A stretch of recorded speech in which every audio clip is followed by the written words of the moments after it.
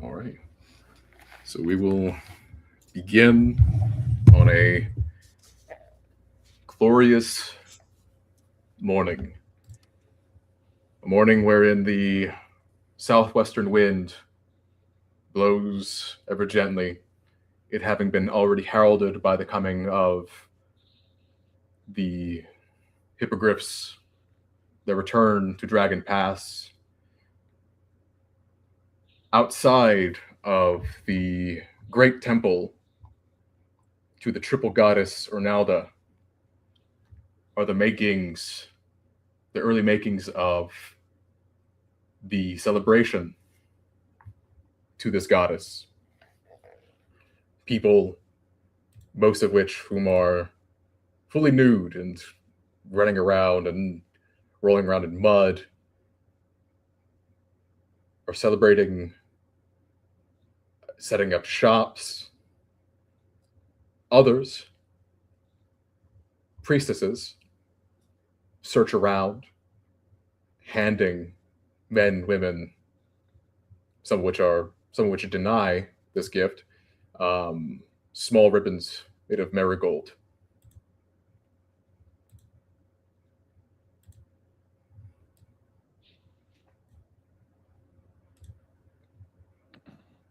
Uh, Nares brings down her hood and smiling takes a small ribbon of marigold and puts it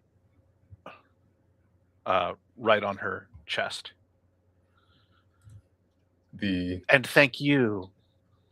The maiden priestess smiles at you very warmly, and looks to a gathering of people, many of which either have wrapped the ribbon around their heads or around their arms, some around their legs. The competition will begin soon. Uh, you look like you have pretty good odds. Look light on your feet.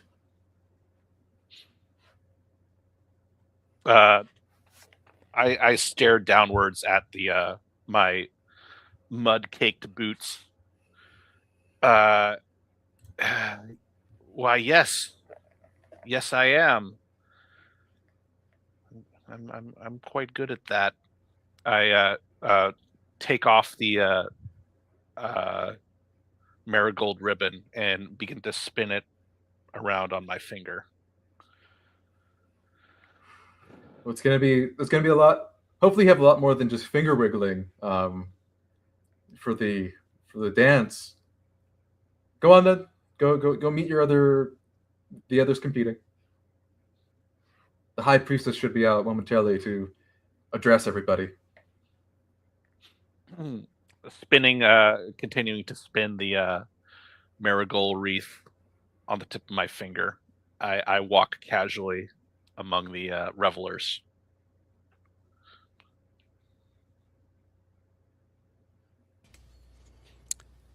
Among the revelers is a man with kind of a striking appearance. He's tying yellow ribbons around his wrists. He ties a yellow ribbon around the head of a snake that is wrapped around his shoulders, and then he ties a ribbon, kneels down and ties a ribbon around the wrist of a young girl and pats her on the head. And he says, Shalana Roy be with you, young one. And he stands back up, looking around at the festivities as they're about to begin.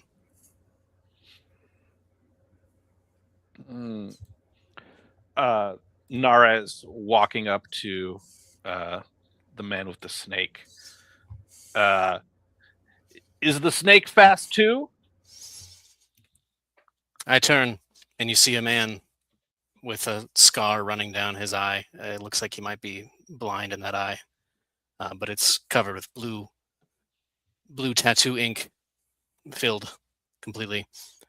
Ah, yes, my snake. Whisper. She is quite fast when she wants to be, but she's also quite comfortable where she is. So And who are you? My name is Naris. I'm a traveler, a philosopher of sorts. But so if the snake wins the prize, will it share it with you? Having a competitor on your shoulder. I don't know about that. My snake is not competing, but I think I will. Welcome to the Temple of Ernaldan. Yes, my name quite is beautiful. Makarios. I'm a healer of Shalana Roy. Are you in need of tending? It looks like your feet might be sore. They feel fine to me. Just a little exploration. I haven't decided if I'm going to compete or not. Oh, that's unfortunate. I hear that the prize is something, well, I don't know what it is, but they're usually pretty good.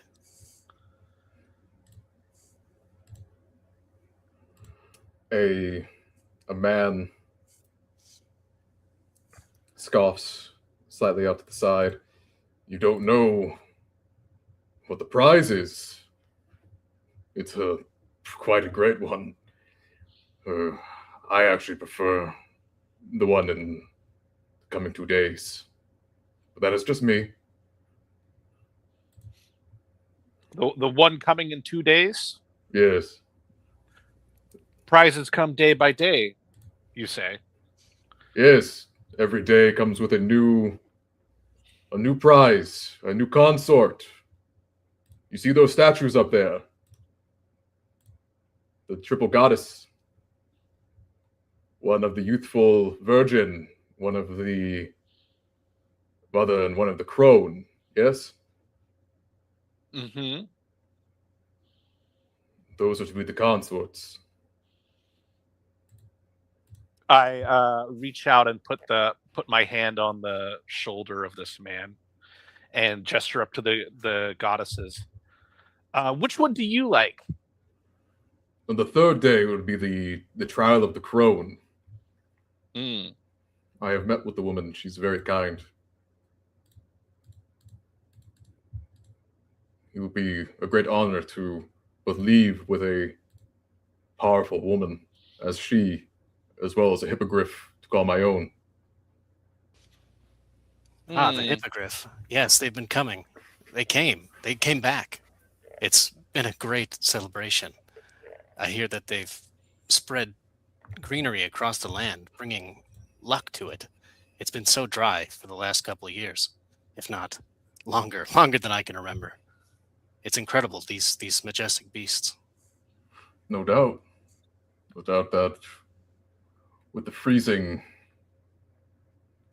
that the Lunar Empire brought, that the return of the hippogriffs, despite the fear of the Red Moon, has been a great blessing to all of Dragon Pass.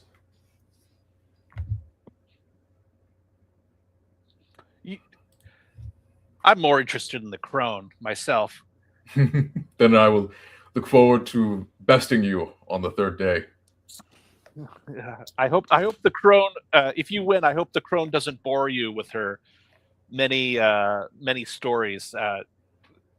Old women talk; they have nothing else to do. So perhaps you'll die from boredom. She is not as old as you may think. I believe that the High Priestess is coming out now. Maybe she takes care of her skin.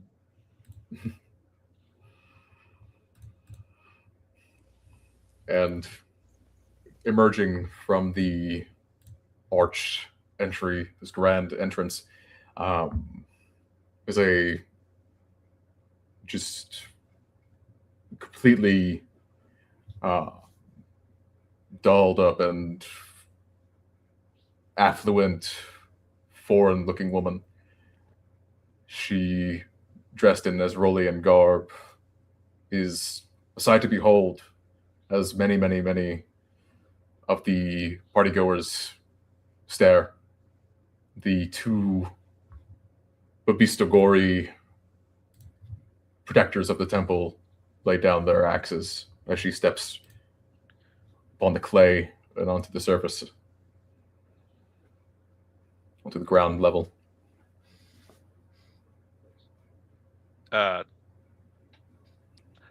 I stare at the crowned woman's face. See, this looks much better than a crone. Am I right? Makarios. Ah, yes, much better. I was awestruck by her beauty, but I think she may be ready to speak something. We should listen. She calls out, I am eternally grateful to all those whom have come to my temple to bask in the glory of the tripled Onalda. It has been a long time, and we are all of my temple is grateful for you to return to the plateau and seek the glory that awaits for you atop. It is upon here, and she issues up, upon the steep, steep plateau here, that you will find the hippogriffs that have returned, and Ronalda and the Emperor willing, you may yet befriend one and live yourself as a messenger between Earth and Sun. But that is not all. We have offered you, whomever wins the competitions in the coming next few days, a great, great prize, a consort, each an aspect of Arnalda, to be your partner, and however you and she see fit. And it goes without saying to many of you, but such a feat would, of course, bring you to the clan and marry into the clan of this priestess, as is custom.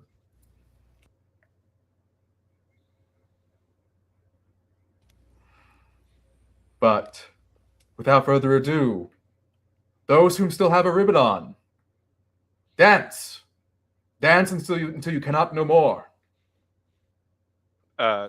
Nares extravagantly flops the garland falling around over her neck. Well, let's get to dancing. That is the procedure, I suppose.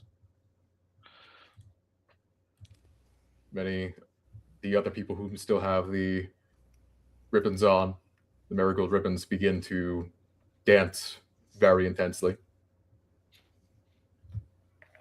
Makarios cradles his snake, so maybe he's not as fluent as others in dancing, but it appears as though he's dancing with his snake in his spot while stamping his feet rather aggressively. Those dancing and earnestly roll dance. Nares dances. As she dances, she kicks mud purposefully at the other revelers.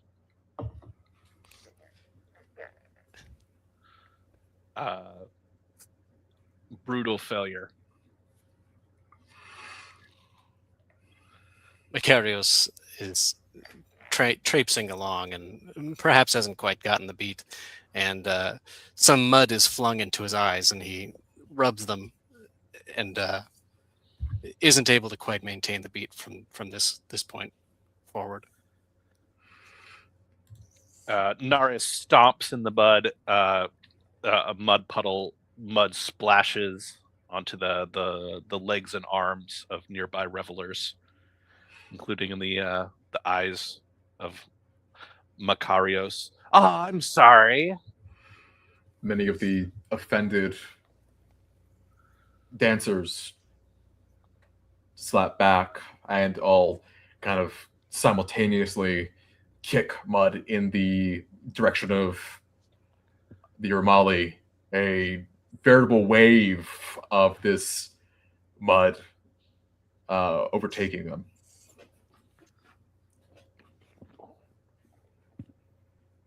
Wiping the mud off the top of my head, I laugh. That's the spirit. Revelry.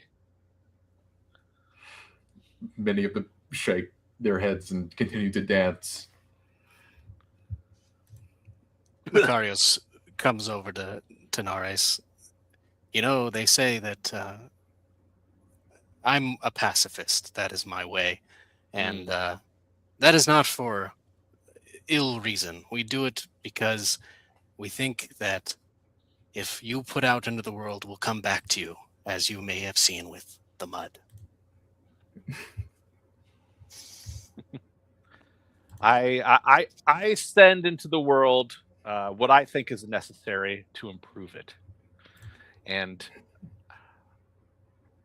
let me just say that all this judgment, all this structure, all of these judges, it really takes the fun out of the world. I would say to have fun anyways. And I continue to dance. A man looking as if he's from the northwestern Grays lands scoffs, "If you can't do it right, then don't do it. Get out of my way," and pushes through the Urmali as he just continues to dance, busting a move, looking very crude.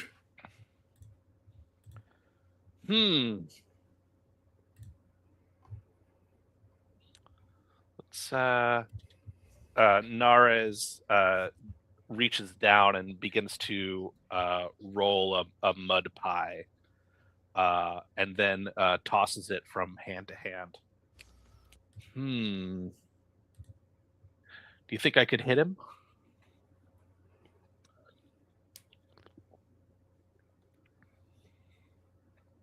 Oh, I'm sorry. I put my hand kind of over your palm as to try to stop you from throwing it.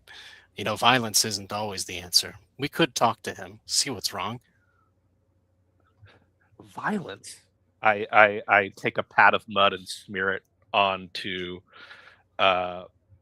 Macarius's chest. What violence have I done to you? Well, mud in the eyes for one thing. Although I am concerned about that man's demeanor. Moments later, into his dance, a small priestess snakes between a few dancers and begins to take their ribbons from them, of which are this rude man, and Neris, and Macarius. Oh, are you to freshen the ribbons? Go fetch me another one. No, you're disqualified. Excuse me. What? Disqualified? Yes, that is the rule. If your ribbon falls off, or if one of those maidens comes around and takes it from you, then we've lost. That is the way. What? I pet my snake, who still has a ribbon, but they're not much of a dancer. So my snake, I don't think she'll be winning any dance competitions anytime soon. Oh, priestess, explain this to me. Explain your ridiculous rules. I'm busy. We already see a winner. Just a second. A winner. And among the many dancers who are just being the ribbons snatched by the various priestesses, is a lone woman who has managed to not get caked even remotely in this mud. A young girl who wears a beautiful white dress and these large gem encrusted hooped earrings. moves elegantly, completely devoid of tarnish on her dress.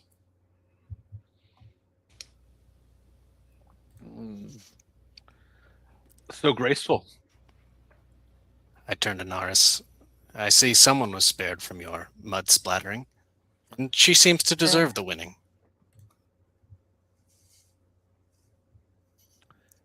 I'll admit that.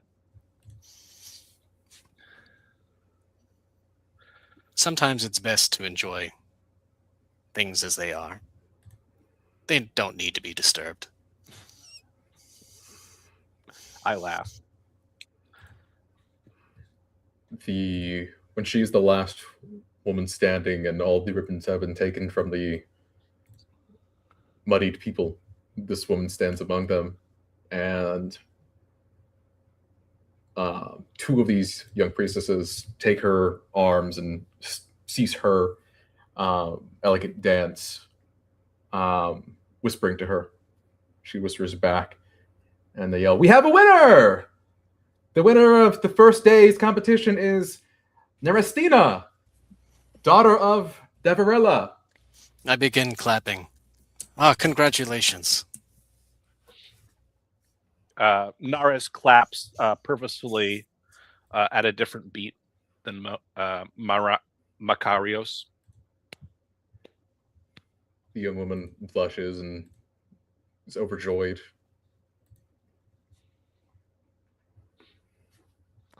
You know, now she can marry some rich merchant.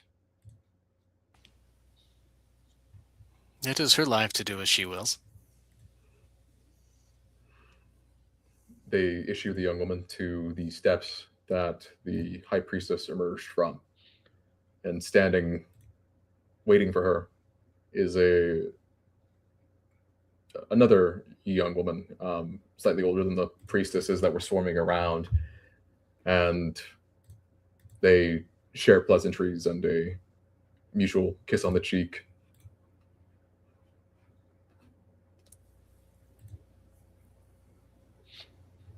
Ah, very lovely. A good time had by all, I think. Did you have fun, Naris? Too much structure. Too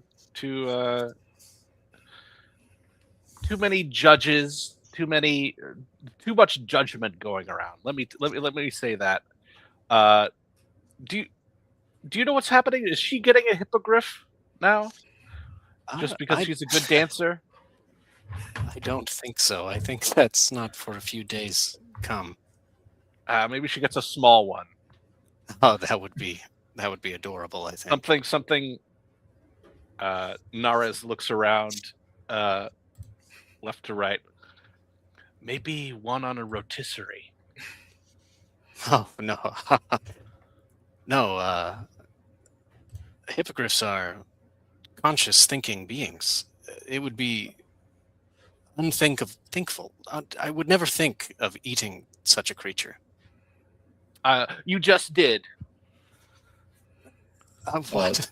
Slapping to the side of Nares is the hilt of a curved sword. So a woman kind of shouts out to you, "You're not going to be killing any hippogriffs with, I don't know, all of us here." I was merely making a philosophical point on the nature of food to my friend here. I meant nothing by it. I casually smile at Kana.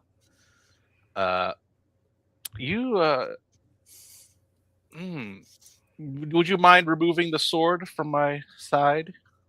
Pulls the hilt and the rest of the sword back. I mean, really, clown, you shouldn't really be here. I'll be completely honest. I feel that I'm providing incredible insights to this stodgy temple. Okay. I touch my hand to my face, and the mud and grime of travel melts and falls off, leaving my my beautiful skin revealed. Well, I guess I can't disagree too heavily, but all the same, I mean, don't you think it's just kind of inappropriate for you to be talking about the hippogriffs? Like, yeah, at all? I shouldn't talk about the hippogriffs. Right. Why? You're going to give people the wrong idea, like you actually intend to ascend the plateau. I think I'm gonna make a. I haven't decided yet if I'm going to accept the gift of the hippogriff if I win, but I can still compete and reject the gift if I so choose. The gift, there's no, that's not how this works, Cloud. I'll make it work how I want it to make it work. Okay. Well, Shalana, so that this clown doesn't give you any bad ideas, there's this whole party, these stupid festivals here. They're just for fun. Understand? Now, I don't want to see someone like you get hurt. So, if you please, sir, understand that after all this is done, on the 4th day, those who are actually capable will ascend that mountain or ascend that plateau and seek their companions. No, it's no prize to be had. It's a journey. I understand quite well that it's a journey. But if it's all the same, if Naris wishes to ascend the plateau, I have no reason to stop them. But I smirk. How graceful, how grateful I am of that. But if it would please you, miss, I will be a chaperone to Naris. Oh, what an offer! I would rather not. I'd rather I chaperone you, Shalana. I am. What trouble could I cause? I have no reason to cause a scuffle. Not what trouble you would cause, but what trouble would come to you. Shalana guides me. No harm has come to me, nor to anyone thus far.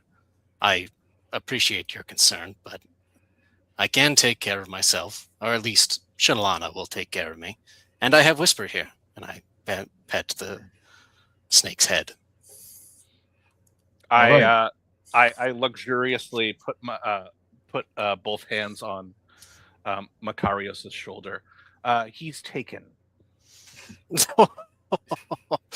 Oh, we'll have to discuss that, Norris. Well, don't worry. Well, if you find that danger may be closer than you think, you see what I've seen. I'm Kana. You are welcome to seek out my aid if you have a need of a bodyguard. I don't think there's anything wrong with ensuring that if you intend to seek the plateau, that somebody more capable, more representative of the Empire, aid in your quest.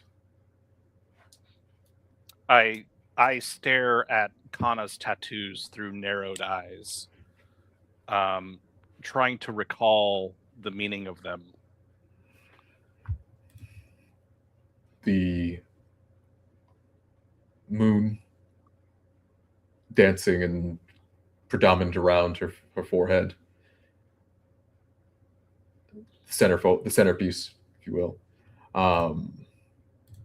Her unarmored, wearing very nice clothing, but her weapon is a grand, very, very elegant kopis, very ornate weapon, not any kind of a foot soldier's sword. Kana, keep yourself safe on the journey. I hope nothing bad happens to you. No, and I will keep you safe. The beautiful light of the seven mothers oversees both I and the rest of us, as you can see, issuing towards the red moon in the distance. I thought that was a firefly. Oh. Neris, you really are a jester. You know full well what that is.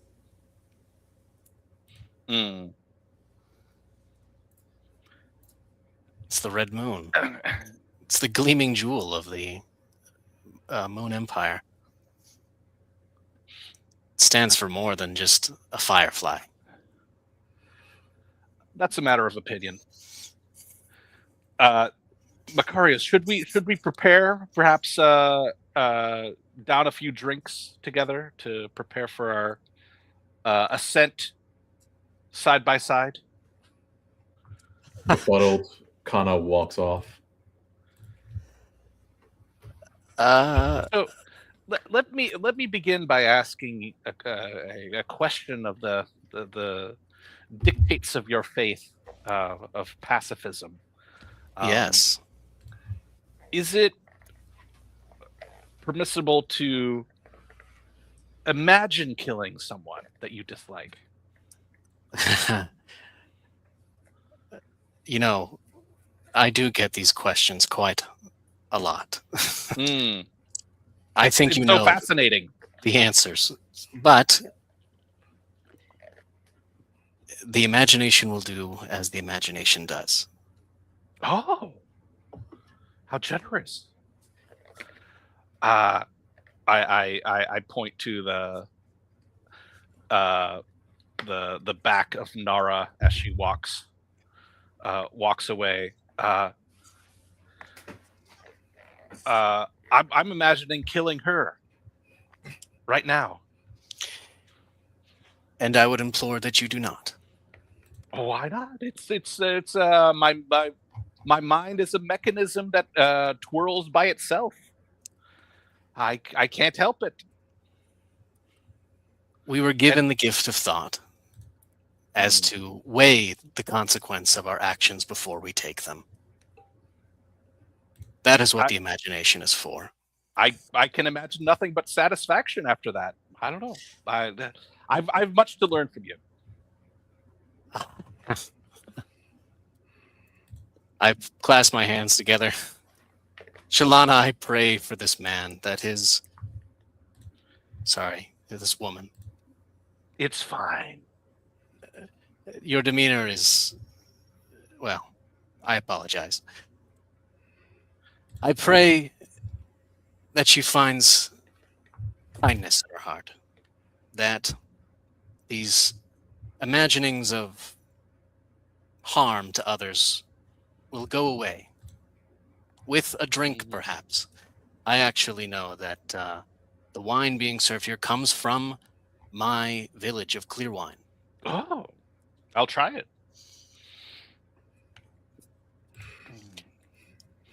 Among the merchants, Davarella, the wine merchant, is present. Older Ezrolian woman, darker complexion, jewels similar to that of the high priestess.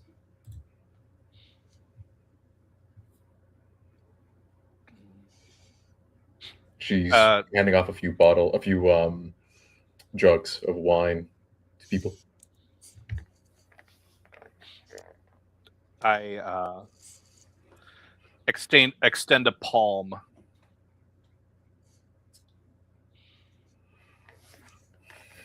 She's busy with handing off these wines. She says, "I'll be right with you, clown. Just a moment. Just a moment. Somebody check and make sure that their money's good here." They're not provided by the temple? No, this isn't. I'm not with the temple. Naras begins to dig in her small pouch held at her side. I put a hand in front of Naras. Naras, I would like you to taste the wine of my town. I will purchase the wine for you. I'm glad I made a stink. Why, thank you very much. Macarios. I take out my Deverla's pouch and rifle through some coins. eyes light up hearing the voice of Macarios. Oh, priest! I didn't. She wipes off her hands from some of the dirt.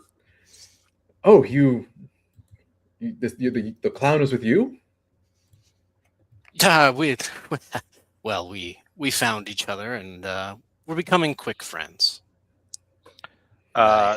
He's going to keep me out of trouble. That is the idea. The temple had told me before I left that you'd be here. I didn't actually believe them. How far do you actually intend to ascend the plateau?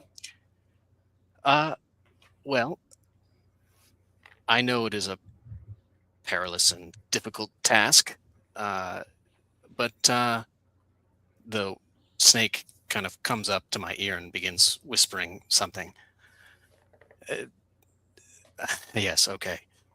Shalana guides my actions at this juncture. I would like to attempt it. A hippogriff, if it was possible to tame one, it could bring more pointed good to this land, maybe even to clear wine. Absolutely. We could have more grapes than we could possibly imagine to produce more wine. It Absolutely. would be magnificent. I would like to try. I couldn't agree more, and I think that Shalana, forgive me, but I had my doubts that you'd actually be here. I've actually been asking around quite a bit, and she'll look at the clown and hand off a small clay cup with wine in it while she's talking. I've actually been considering and talking to many of the truly impressive people here, but they've all refused my offer.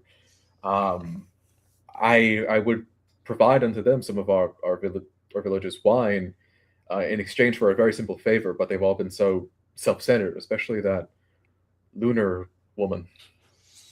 That is really unfortunate. So you've gone through the truly impressive people, and now you're to the less impressive people. Is that what you're saying? No, Macarios is extremely impressive. I just didn't think that he would have the stamina to ascend the plateau. Look, I understand your concern, but if I bring no harm to others, no harm will come to me, at least in theory. So Anybody with any Shalana amount of guides me. sense, anybody with any amount of sense to fear Shalana's wrath and the wrath of the other Lightbringers, most certainly. Well, here, I'll extend the offer to you, in spite of what the clown just accused me of. All I want are some of the seeds, some of the seeds from our vineyard, to be cast beyond the plateau at its peak, to if nothing else, bring further fortune to the vineyard. How could anyone say no? I certainly wouldn't say no. I'll gladly accept this task. Thank you so much. And she hands you a small pouch. Sounds like fun. Yes, a small amphora for you and your friend. I take it and I try to exchange the money that I had in my hand to her. It jingles as the amphora is still quite heavy. Handing it off, the coinage, silver coins, just kind of fall to the table, and she kind of like puts her hands on top of them, slides them forward. No, you've already doing me a favor. I have full faith in your ability to bring me this blessing. That is most welcome. I take the coins back. Well, let's fill our cups then. if I might recommend something, I know that you seemed very confident, but I would recommend shopping around some. You might be competent, you might have the wherewithal, but if you don't have the tools, then I'd recommend shopping around here, seeing what you can get a hold of. Hmm. Shopping is not my strong suit, but Naris, if we're going to do this together, maybe we could find something. Yes, I've dealt with many merchants. It's fun to get a deal if you don't get ripped off.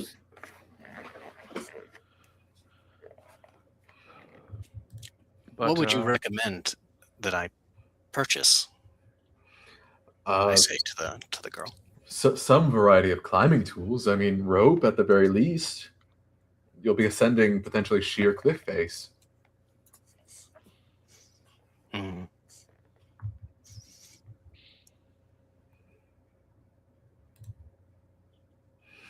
Beyond that, I don't know. There are some strange merchants here that I've spoken to. One who calls himself a magician of some kind, but doesn't look like he's from the West to me. Beyond that, there's a man selling horses. He might provide some kind of strange insight, but the fool had an ostrich with him too, but it did not look like it was from Prax.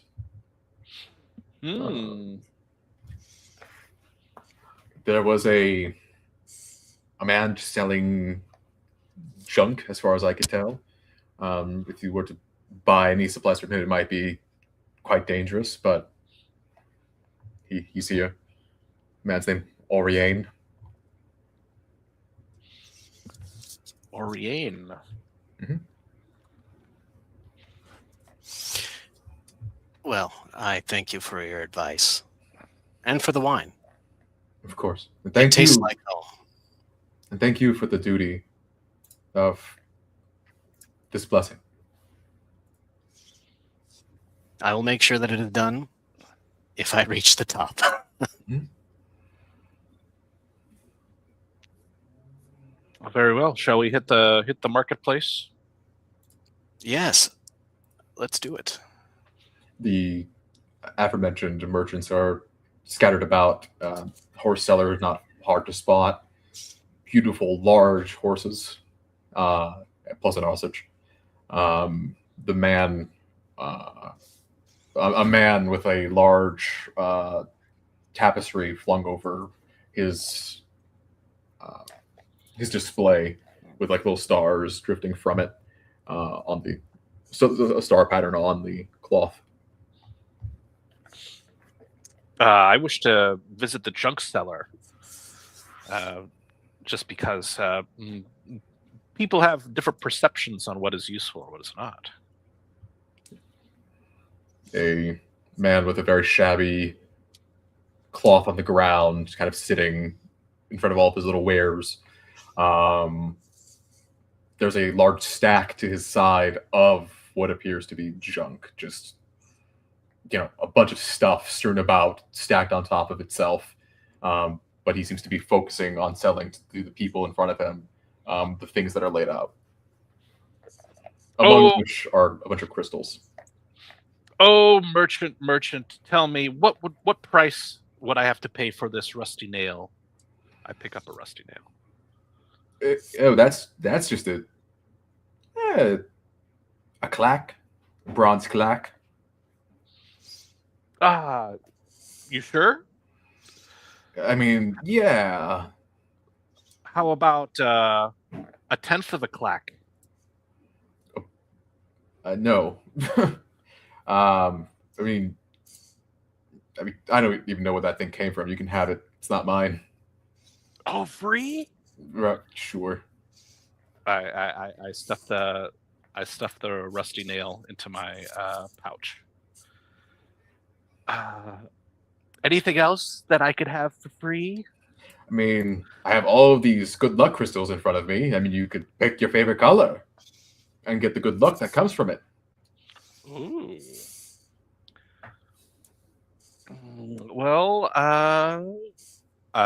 Nares closes her eyes and weaves a finger, landing on one of the luck crystals. This one. It's the color suits you. Dark blue.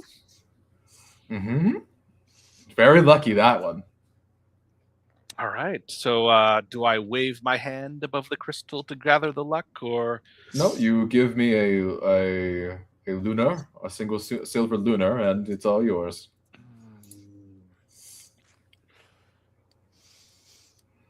you sure you won't give it to me for free? A No, face these like were- this?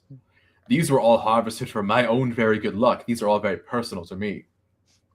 Oh, your own luck. Mm-hmm. From where I'm sitting, you harvested too much. You're sitting in the mud. Oh, that's fine. This is just all. My luck will become your luck as soon as you pay for it. I toss a silver lunar onto the blanket and grab the luck crystal. You see, it's very lucky. You'll take the coin. We'll see. Makarios here. I gesture over to him.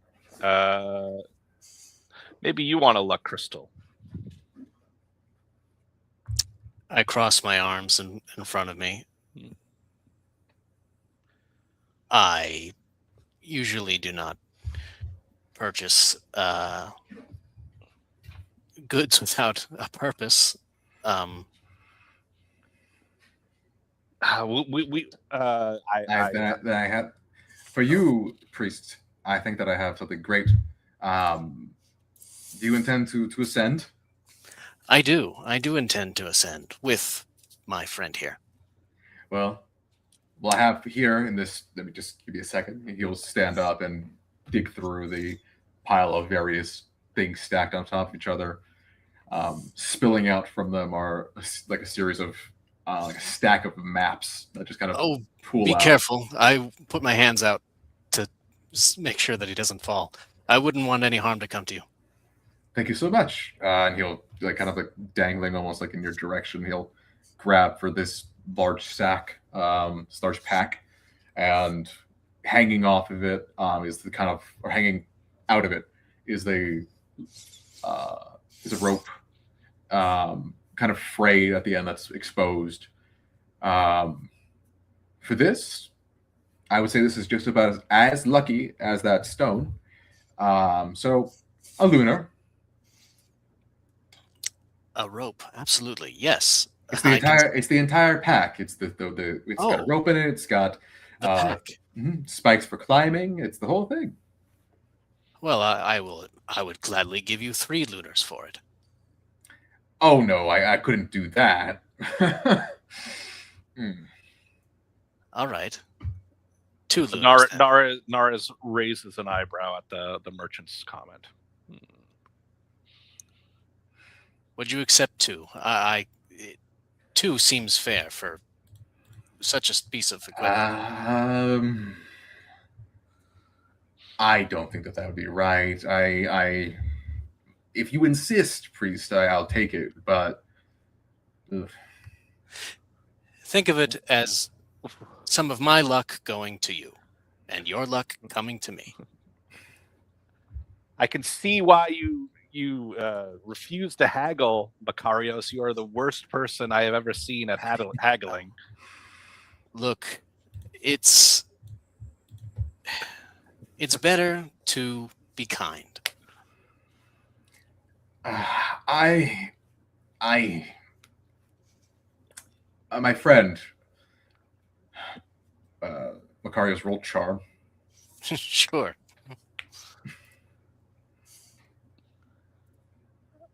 Is this a resist or my charm? Just success fail.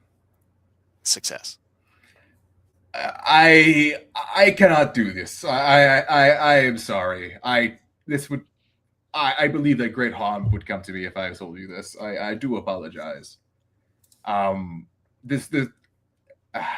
begin to kind of take out the rope and begin spooling it out.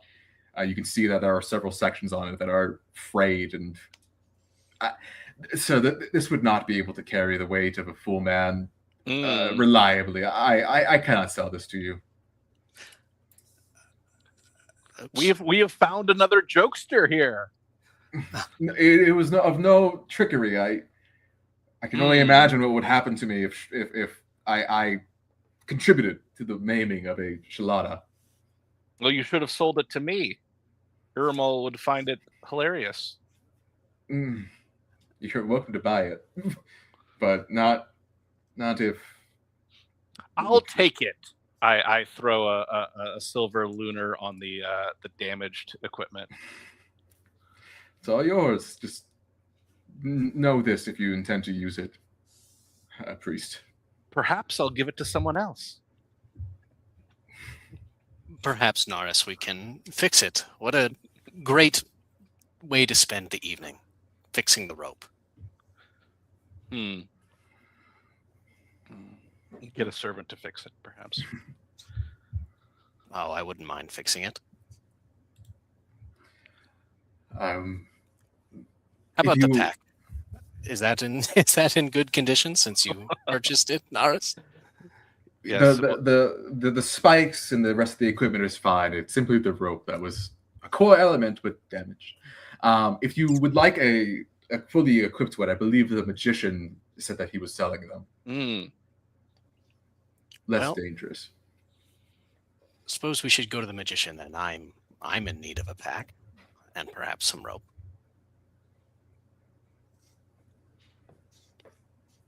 And yes. I thank you for your honesty, I say to the merchant. I clasp the damaged pack underneath my arm. I say, well, this right here, I point to the pack.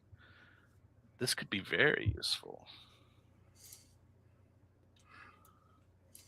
The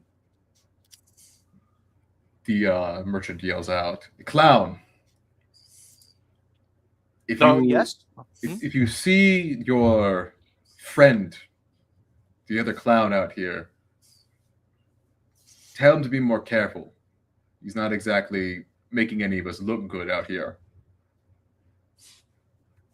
Making you merchants look good? No, us Southerners.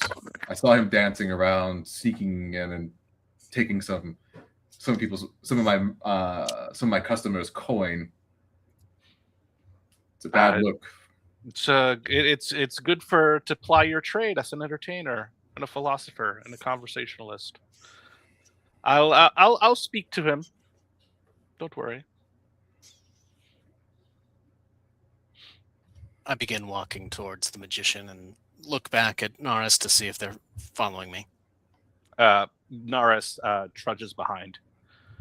Yes, a very lively market, to be sure. What was that about another clown? I don't want to babysit two of you. It's let us recontextualize our relationship here. We're new friends. You don't have to worry about me causing harm onto the mountain. The mountain will survive anything I could throw at it. And that comment that I made about hippogriffs on a rotisserie, I regret it. Ah. Well, good. But I hope that we can learn from one another. Your undue respect for institutions.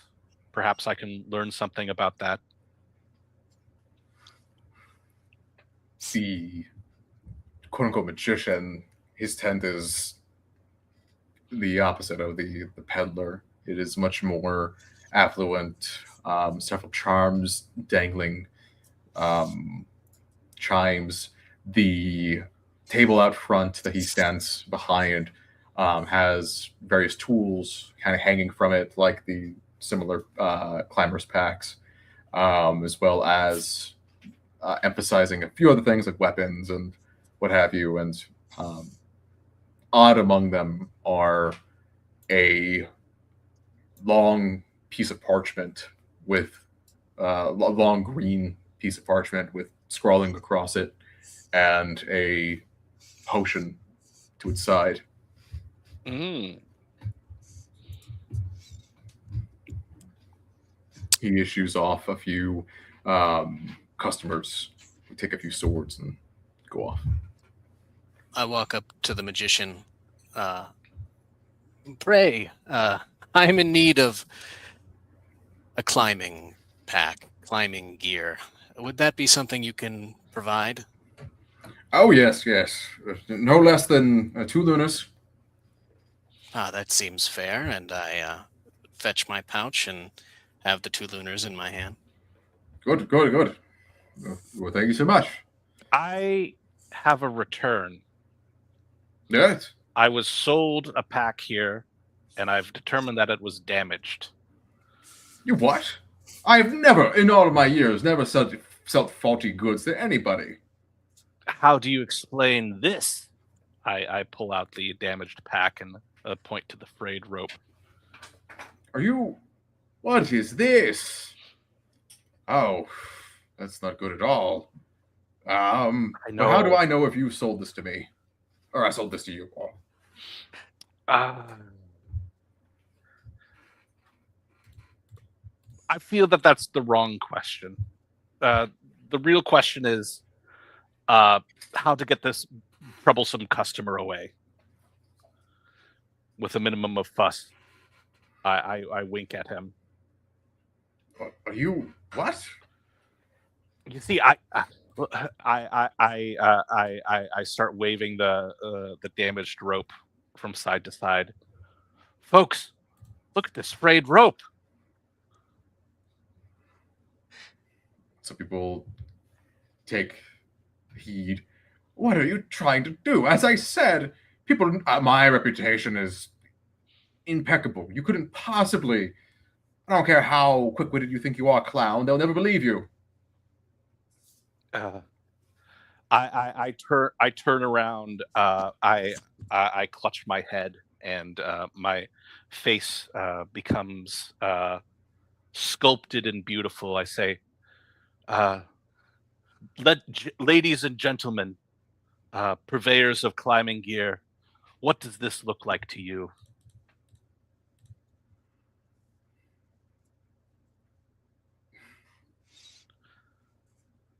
They look out, chattering between each other. I look back to the merchant. It looks rune climbing gear, old, yeah, dirty. Kind of peas and carrots among them. But we've never known the mage sell bad goods. I just bought from him before. Just last week. And let me tell you, something like this would never be sold by this merchant. I give a winning smile and turn back to the merchant. What are you implying? That I'm some kind of imposter? No, you're a purveyor of fine goods, not like this one. Which is why I have not sold it. Roll fast talk.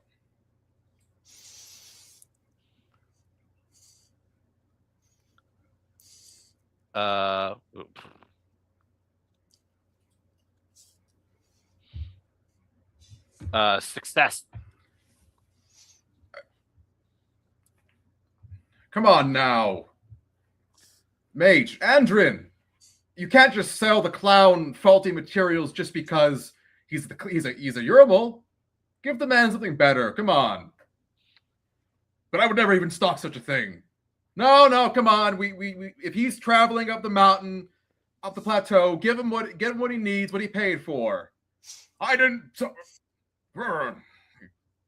Old man, muttering, takes off from a hook in front of the table a fresh pack. Aris, I would be happy to split the rope that I purchased with you. We'll just get 2. Don't worry. I immediately put my hands on the new pack and I say, "Thank you so much." And Whatever. I pull it over. It is not going to be my duty to punish you, I suppose. That son. Never mind. Never mind. You'll get what's coming to you. I shrug and say, "We will all get rewards."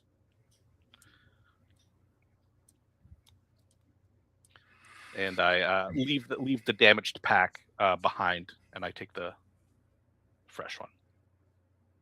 He takes the pack and puts it behind and within his place in the market, and quickly takes out the rope and lays it up flat on the ground before attending his wares further than his other customers. See, that's how you make a deal.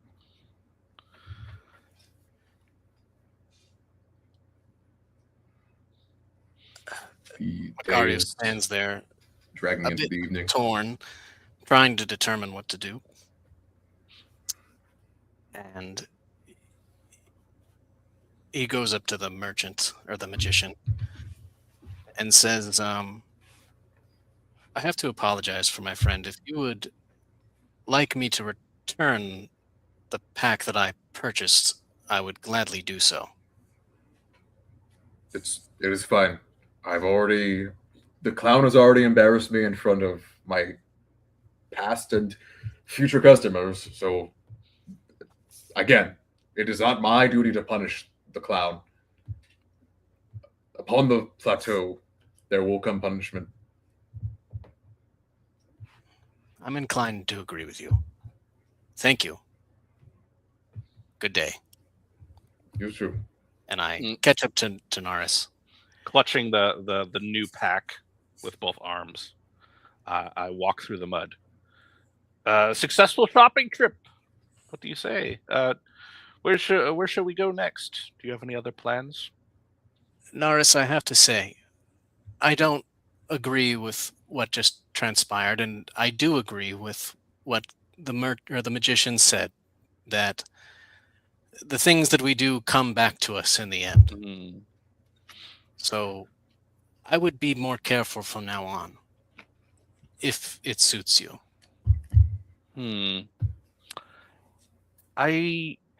Naris puts her face closer to Macario's. I'm simply trying to stay sharp. These merchants here are just a little bit of practice. They've no real harm has come to them. A single pack here or there, but No physical harm, for sure. I sharpen my lies the same as I sharpen my blade here. I tap down at the rapier. Don't leave that capability of you dull. I will mourn when your lies come back to cut you. There are many people that are cut in the world that told no lies at all. Yes, well, I suppose we have tomorrow's festivities to look forward to. Yes. Let us find lodging. And I suppose we go searching for lodging. There are people who've taken up and used the festival to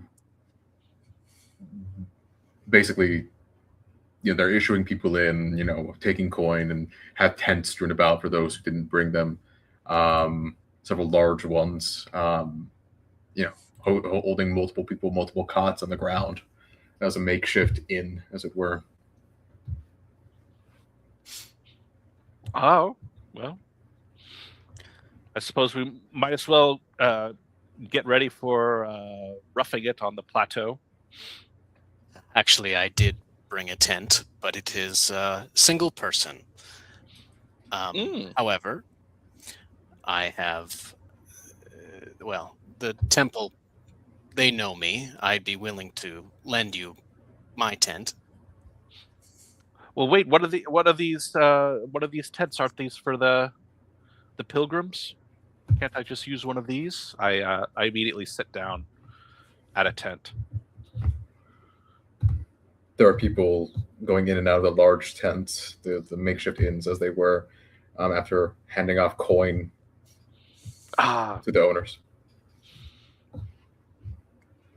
well, I mentioned earlier that I tend to sharpen my I practice sharpening my lies.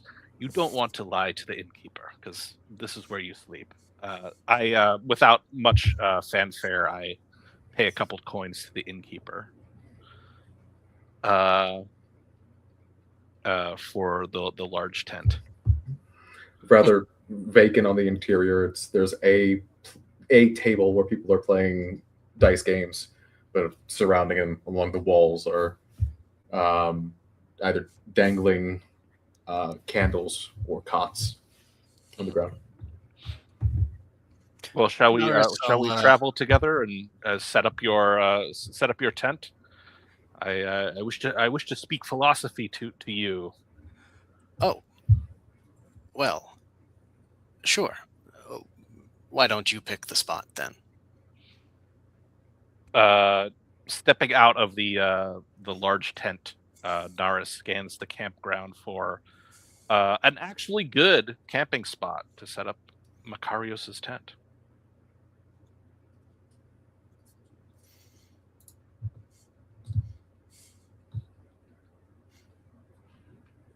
And therein, scattered about, most people have not come with their own. There are places that traveling animals have begun to kind of rest at, but sure enough, open enough area, not far from the grouped up tent. All right.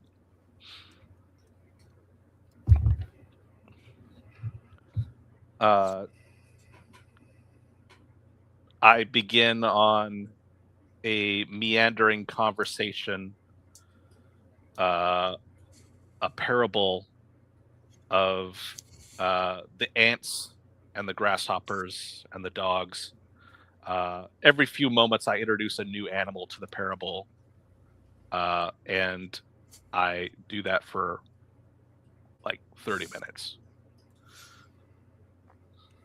And then the ants came down from the hills, and Naris, I've been done setting up the tent for quite a while now.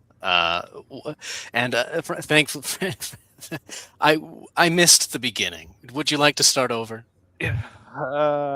the tale changes in every telling.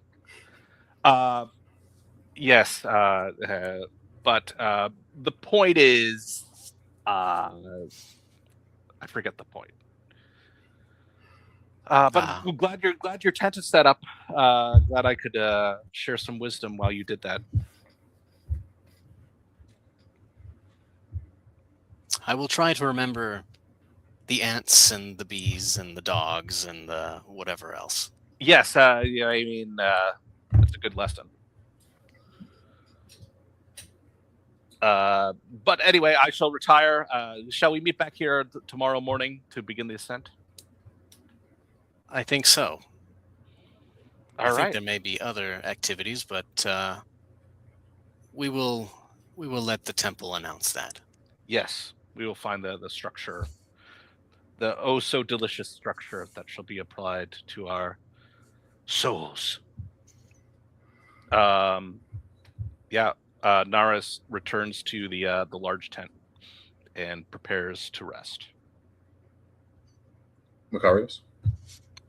Makarios looks over at the big tent way over there in the distance, looks to see if there's maybe anyone around him, but we did come out quite far. And he begins to nestle into his single-person tent, and his snake coils around him, and they to keep it warm, he kind of hugs his snake to keep it warm. And he drifts off to sleep in his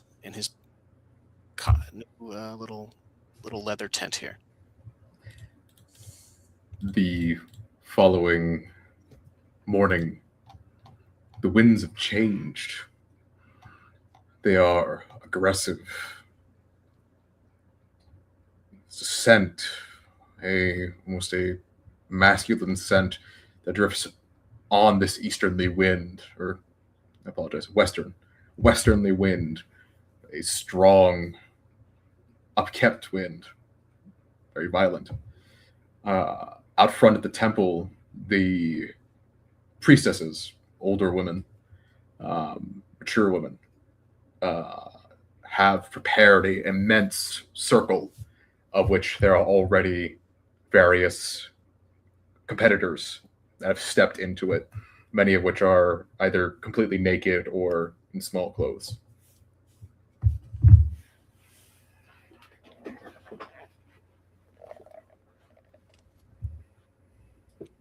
I pack up my tent that morning, and Whisper brings me a mouse that it has already killed. And I nod to it and thank it for bringing me something like a breakfast. And I do actually chew on the mouse a little bit before giving it back to the snake, and then packing up my tent and making my way over to the circle where I look for Naris. You sight Naris, or let me do a second. I walk through the sides of the circle, munching on a celery stick, absent-mindedly. Seeing Makarios, I wave and gesture for him to come over.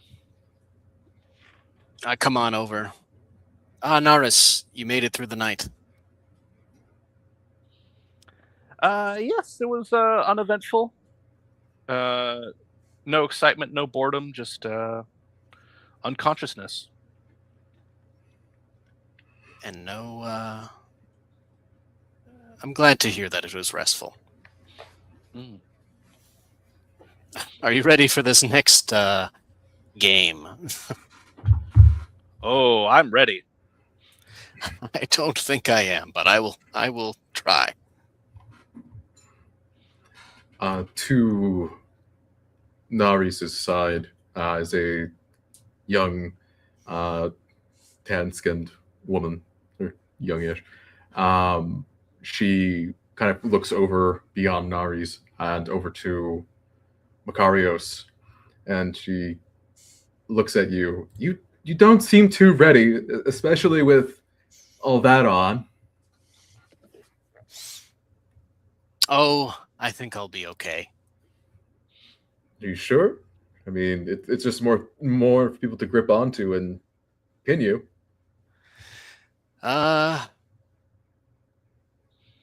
Well, maybe you're right. And I take off the pack and put it outside the circle. I strip down naked immediately, tossing my clothes into a pile. The body of Nares is dotted with small blue dots, marking her as a follower of Iramal. This woman who's called to you, a mixture of air and movement, but despite her strong body, a lot of squares, a lot of symbol of earth. I think, were you talking to Kana yesterday? Yes, we had a brief conversation. We're at each other's throats. I say with a smirk. Well, I don't need that bitch to get any more of a big head than she already does. She's a fucking lunar general, and I can't have her walking away with the hand of a Ronaldan priestess. So I don't know. I was thinking that, especially the two of you, you think we could make sure that she doesn't win this? I like the way you think, Naris says. Naris's body is thin and lithe, and not very strong. She looks out towards the circle to see what activity is happening in there. People are getting into place, either stripping and getting ready, pre-coating their bodies with mud.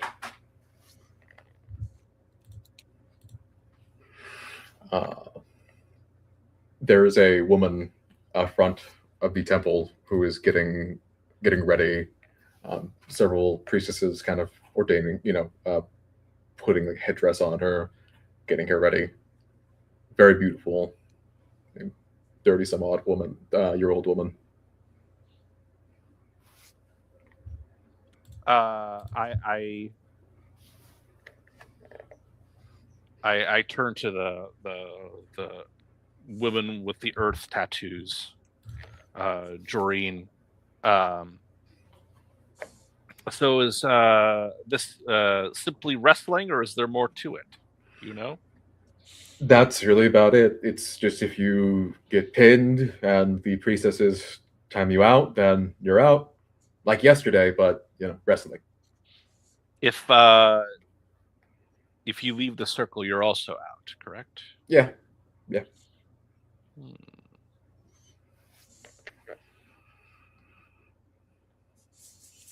So, do we have a deal, you two? Whatever happens, happens, and as long as we get that follower of the red bitch out, then we're good. The lunar woman, Kana. We have I have no love for her whatsoever, and I'm not particularly fond of her overly aggressive attitude. Good. If this works out and we can get her out, then let's. I think I would have more words for you guys. So let's aim at her. Oh, words. Mm-hmm. Nares begins to cover her body in slick mud, seeking out the most clay-like mud, and covers her body.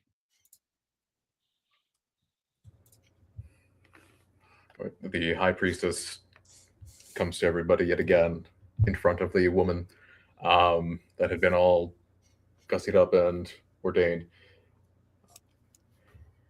Thank you for coming to the celebration of the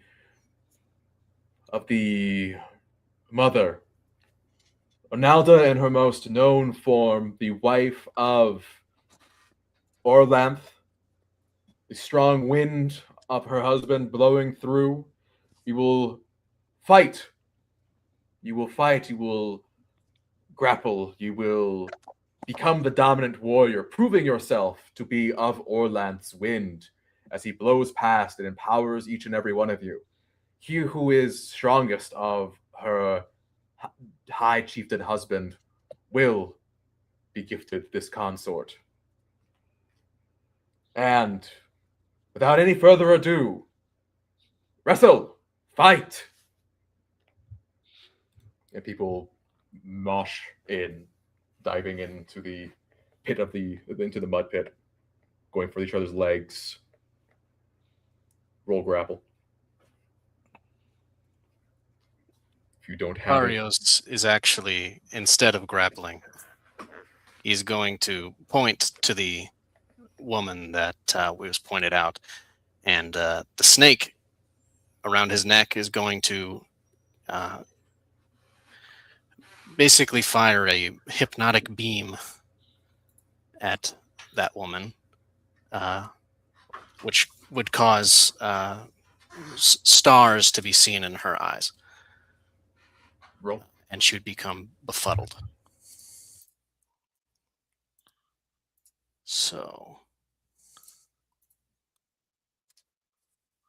whoa. I believe a critical success to my cast. No MP is lost. Excellent. And resist. she succeeds. So, head racked stars beginning to form.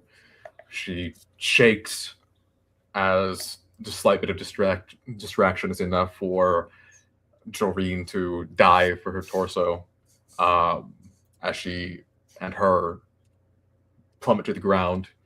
Joreen kind of holding Kana's head down with her elbow at the neck.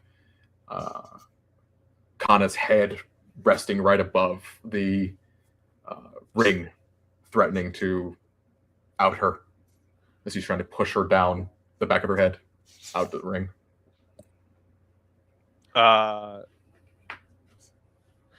Nara's okay. Sorry, out of character. Yep. Grapple. You said roll grapple? Roll grapple. If you don't have it, roll something else ×2, a characteristic ×2. Where would grapple be? I believe it would be, if the character has it, which the starters might not, it would be under manipulation or agility, one of those. Okay. It's under manipulation. Yep. I do not have it. Then throw a dex or strength ×2. Strength, dex or strength ×2. Okay.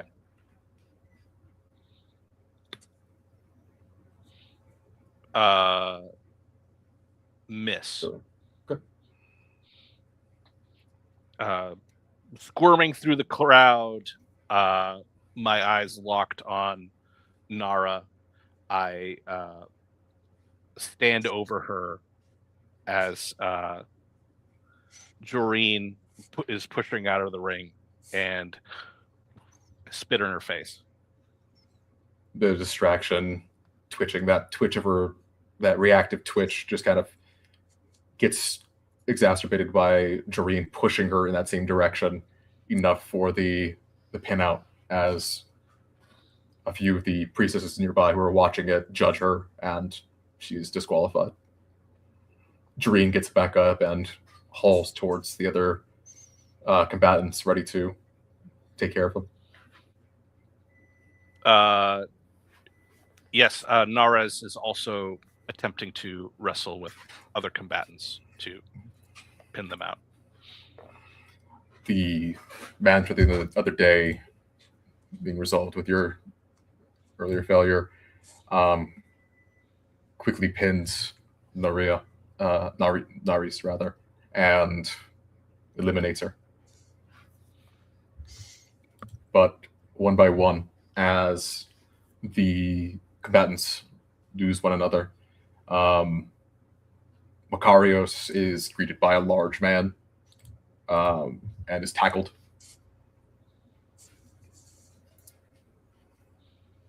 Then if you haven't already rolled grapple, do so to see if you place it all here. Well, okay. Critical failure. Man is hyper aggressive. He is just punching even. Just bizarre aggression coming from him, dealing 4 damage to Makarios in the face. Priestesses quickly haul this man away.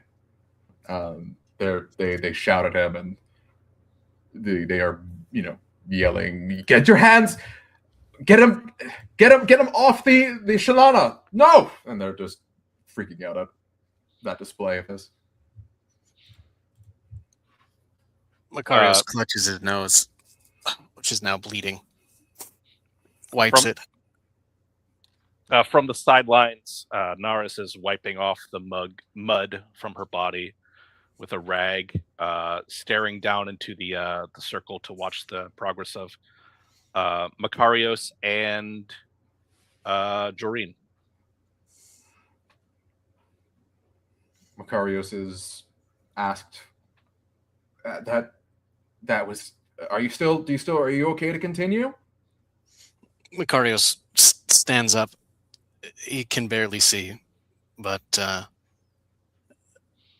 I will try. I will try. Go ahead and roll another grapple.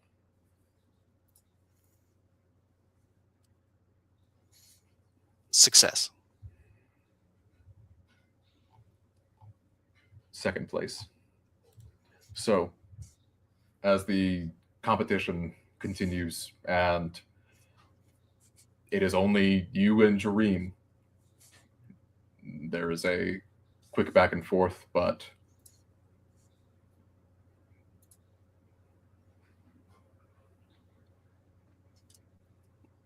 I put my hand on Joreen and hold her arm up.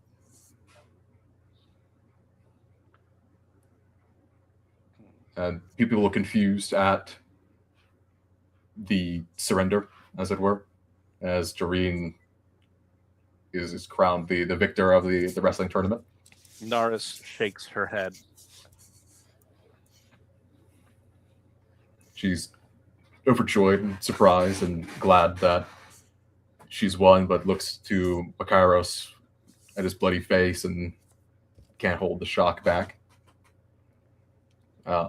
She gets pulled away by some of the priestesses to her consort, and it's a much more not aggressive but fitting kiss between husband and wife, as it were, wife and wife.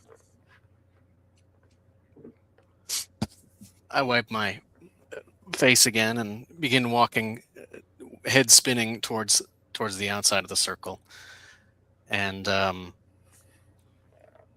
I put my hands to my face now that I'm kind of away, and a slight glow happens from my hands, and my face stops bleeding, and the bruising disappears slightly.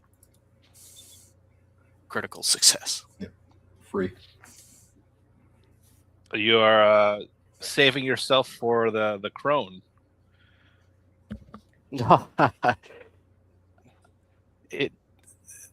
Shalana, the will, it doesn't. What happens will happen. Makarios, I see you giving up so many things. There must be a treasure heap waiting for you from Shalana that grows larger and larger every day. Can I take it that you are learning something from me then? I hope nobody steals the treasure before you get it, is what I'll say to that. The high priestess is marching over with two half-naked Babista Gori axe-wielding wild women to her side. Shalana, I 1,000 pardons for what that man did. I do not. We knew that he was from the south, but there are. I apologize. There have been aggressions from his people and ours recently. I just did not think that he would be so stupid to harm someone such as yourself. It is all right. What's done is done. And nary a scratch on my face. Okay. Well, you will be happy to know that he is completely eliminated. He has no place here anymore, and we will ensure that he has no place here for the rest of the festivities. I understand. Thank you. She turns away with her guards.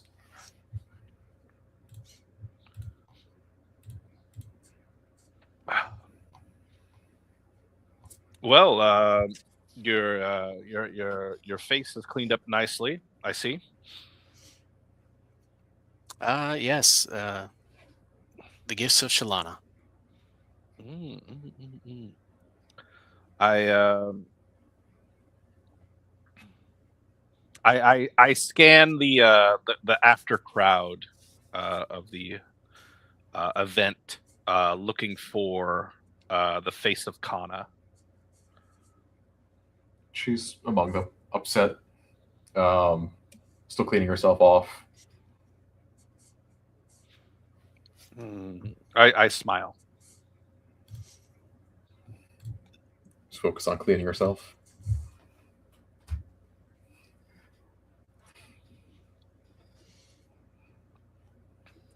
The day continues.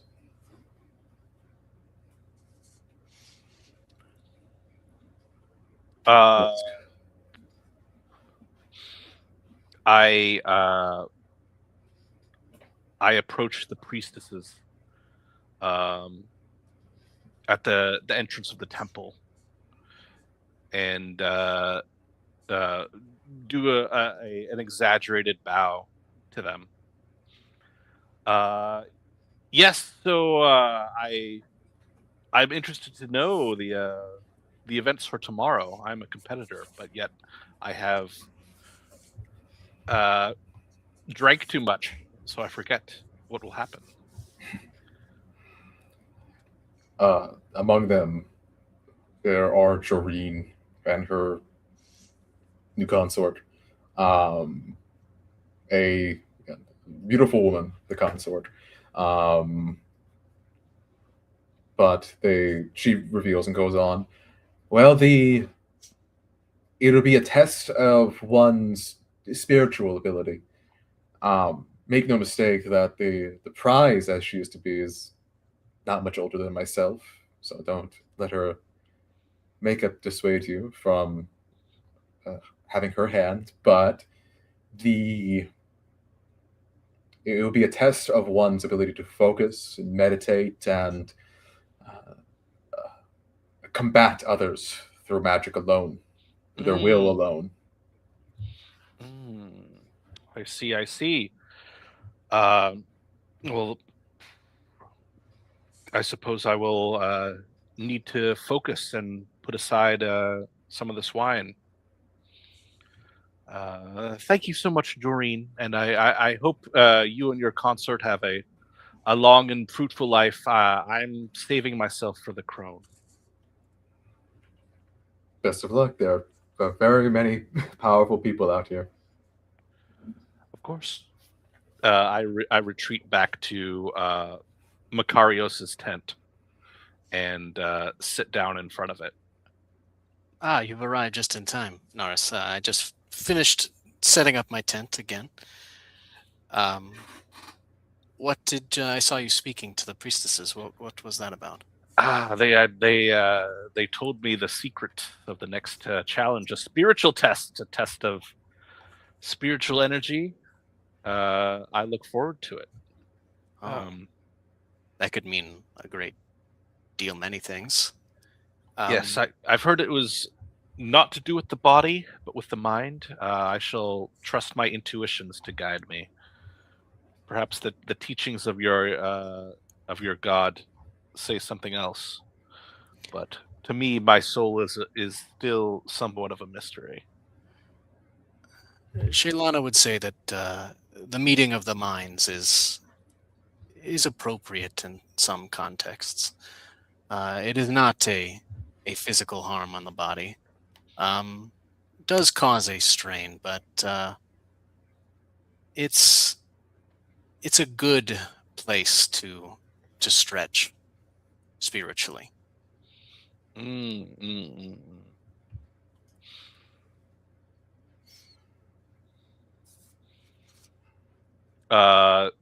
At that, Nara says, "Well, I'm going to turn in for the night. We accomplished one of my goals, which was to make a fool out of Kana." Yes, maybe I was too hasty, but You know, what happened was fine. She needed a little nudging. Maybe I'm learning a bit from you. Yes, yes. Let's keep the lunars in their place. Maybe I wouldn't go that far, but it was fun. I return to the big tent and go to sleep. And Makarios rests in his tent and keeps his snake warm. The third day, the third point at the festival, and final point, is accompanied by an easterly wind, a cold and destructive, biting wind, even more powerful than the one experienced yesterday. But there's the sensation of the cold biting seems to take with it something of everybody outside, almost draining them. At the front of the temple, in front of a larger, drier patch of the dirt, is designed a large symbol, a pentagram of which each point are each of the key runes, devoid of the moon. No acknowledgement of it.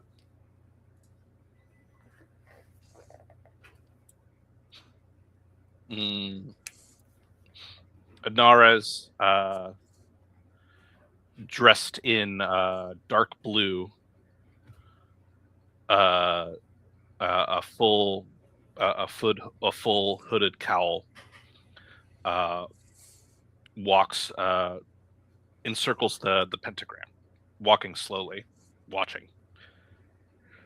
Many festival goers are taking their seat within the pentagram, crossing their legs, closing their eyes.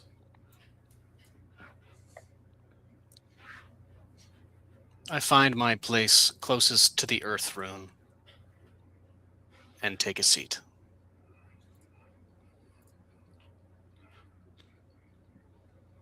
Jareen, Oh, sorry. Jareen, with her consort, pat Makarios on the back next to the earth rune, and she says, "I know what your snake did yesterday." Yes, well, It wasn't exactly subtle. no. I suggest that you let him or her rest outside the circle. Why is that? Well, my bride-to-be has told me a bit about what's going to be happening here, and, well, things will manifest. And I don't know if you want your snake to manifest something.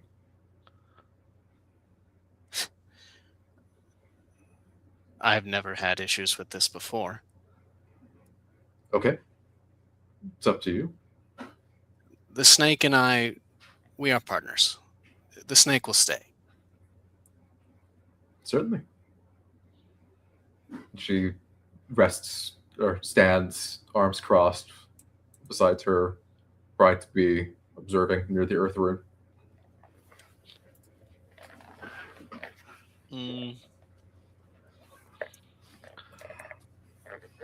Nara's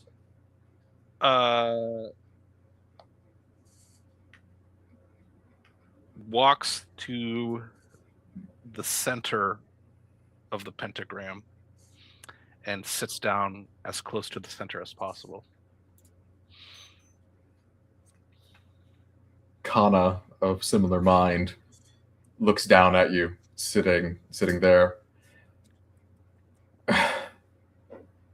As she spins around and sits with her back turned to you near the center. Oh, is this reserved? No, doesn't matter. It's just a place to sit. Well, then I'll sit here.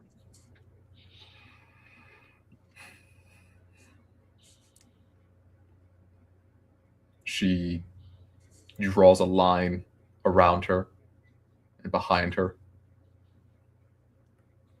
The half point of the moon. I look at the symbol and shrug, but keep my seat.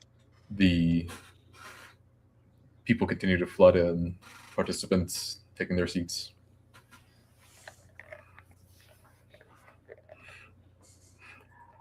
The high priestess comes out and begins to call out to the festival goers. This will be our final test for the evening. The final test of the entire festival. This is the test of the crone, in which all the participants will need to be doing is meditating and being very distracted while doing so. You see, the symbols that we've inscribed in the runes will manifest once activated, calling on spirit selves. Very similar to that of the shamanic fetch. And they will do battle on a higher plane. All those here will manifest something, and only the strongest of which will be victorious and not exhaust the others, not exhaust their host. Now, if all the participants will please close your eyes, meditate upon whatever it is that you would meditate upon, whatever your divinity, your god, whomever, whatever. And then my priestesses, my crones, will activate the circle.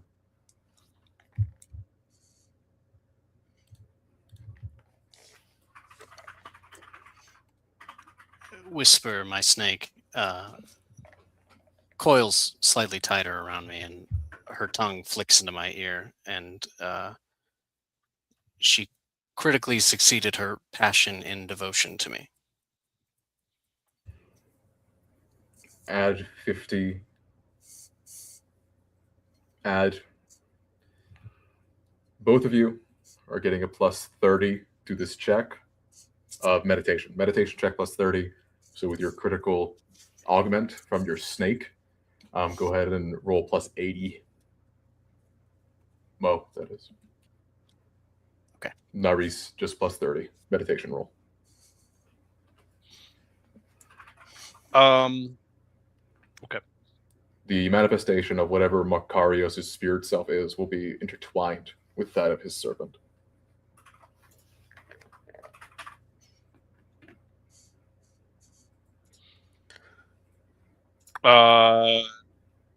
Failure.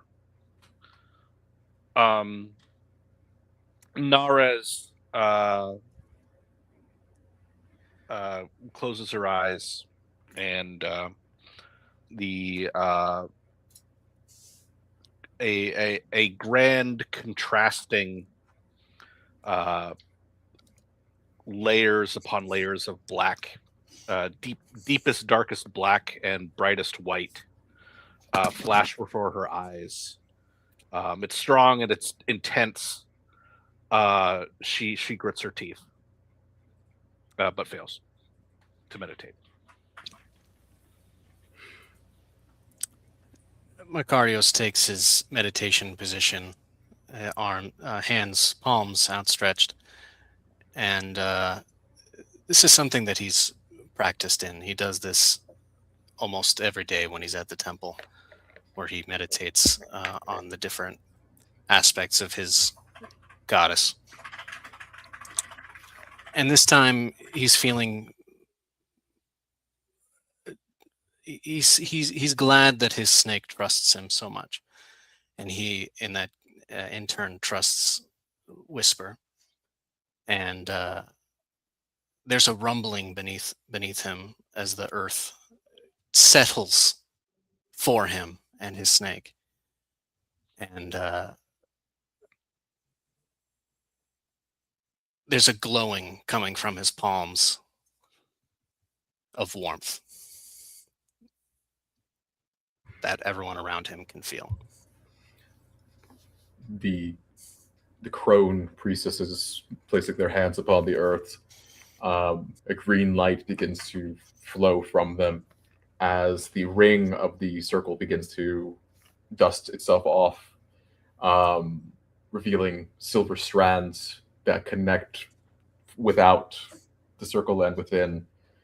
These silver strands humming and vibrating, triggering a frequency that allows for these spirit selves to begin to emerge and manifest before everybody's very eyes. Makaros with the critical success, first place. The spirit selves of Kana reveals itself to be a multi-armed depiction of the Red Goddess as this version of Yurmul that is manifesting behind her from Naris is quickly cut down. And this depiction of the Red Goddess begins to go on a vindictive slaughter against everybody around on their spirit selves. The spirit self of Makarios emerges. It's in a pose similar to his resting meditation pose, and all it does is radiate a warmth. It appears as Shalana, but with a snake coiled around her, naturally, sensually, and it is if the battles going around in these spirit selves avoid this aspect, and maybe even calm the others to stop fighting. This sensation distracts a couple of them very quickly. The horse manifesting from the ruder gentleman from before is paused by the peace radiating from Makaros' spirit, but cut down, its head lopped off, as the depiction of the Red Goddess begins to mutate into one of the profane depictions of a demoness of slaughter, a horse-hating demoness, as it continues to go around, and the barbaric beast man like spirit of the gentleman from before the first day is quickly cut down by this profane demoness as the thing continues to destroy the spirits of everybody else before setting its eyes on Makarios' spirit.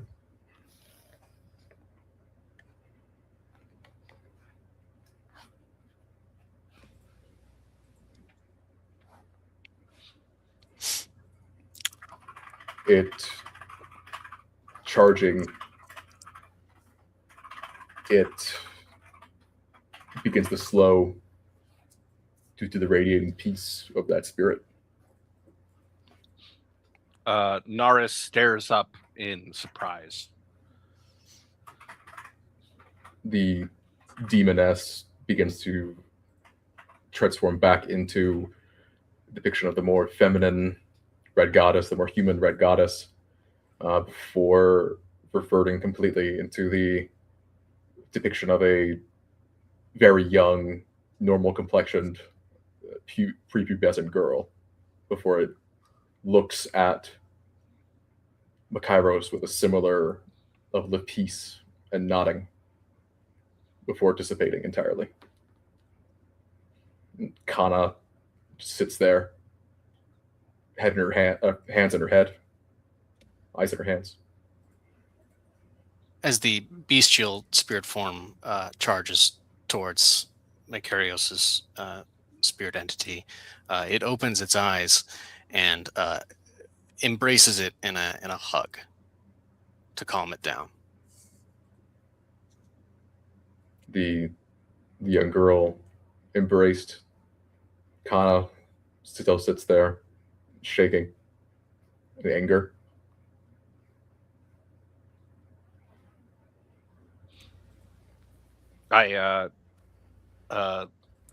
Staring upwards at the battle, I scan for any remaining combatants. The depiction of the very young girl of Kana's spirit dissipates with only Makairos is left. Makairos' spirit, seeing that the chaos has been dissuaded, begins to shrink back into Makairos' body. I look at the crying Kana and put my hands on my hips and say, "Well, looks like the peace is the answer." Today, maybe. Today. But the Empire will come.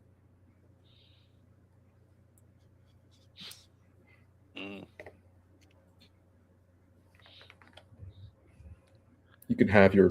See that you don't stumble on your way here. The crone priestesses begin to flock around Makairos and begin to slowly issue him up from his meditative position.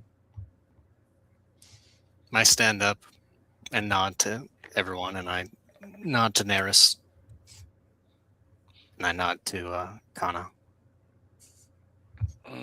I clap. Like the previous winners, Makairos is taken to the front of the temple, where he is greeted with the appearance of a heavily make-upped woman.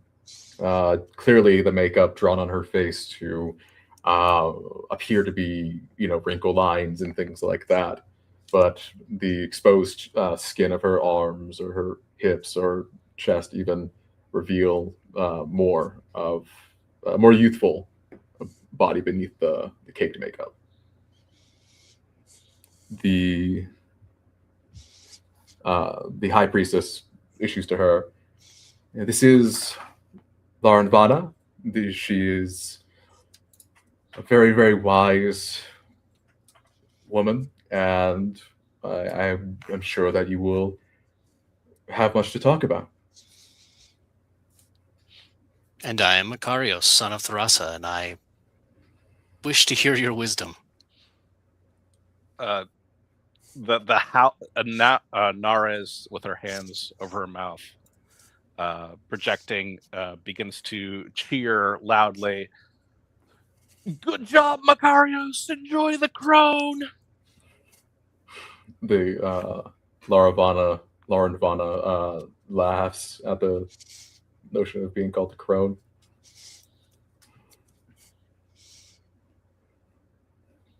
I give Naris the Gloranthan equivalent of a thumbs up.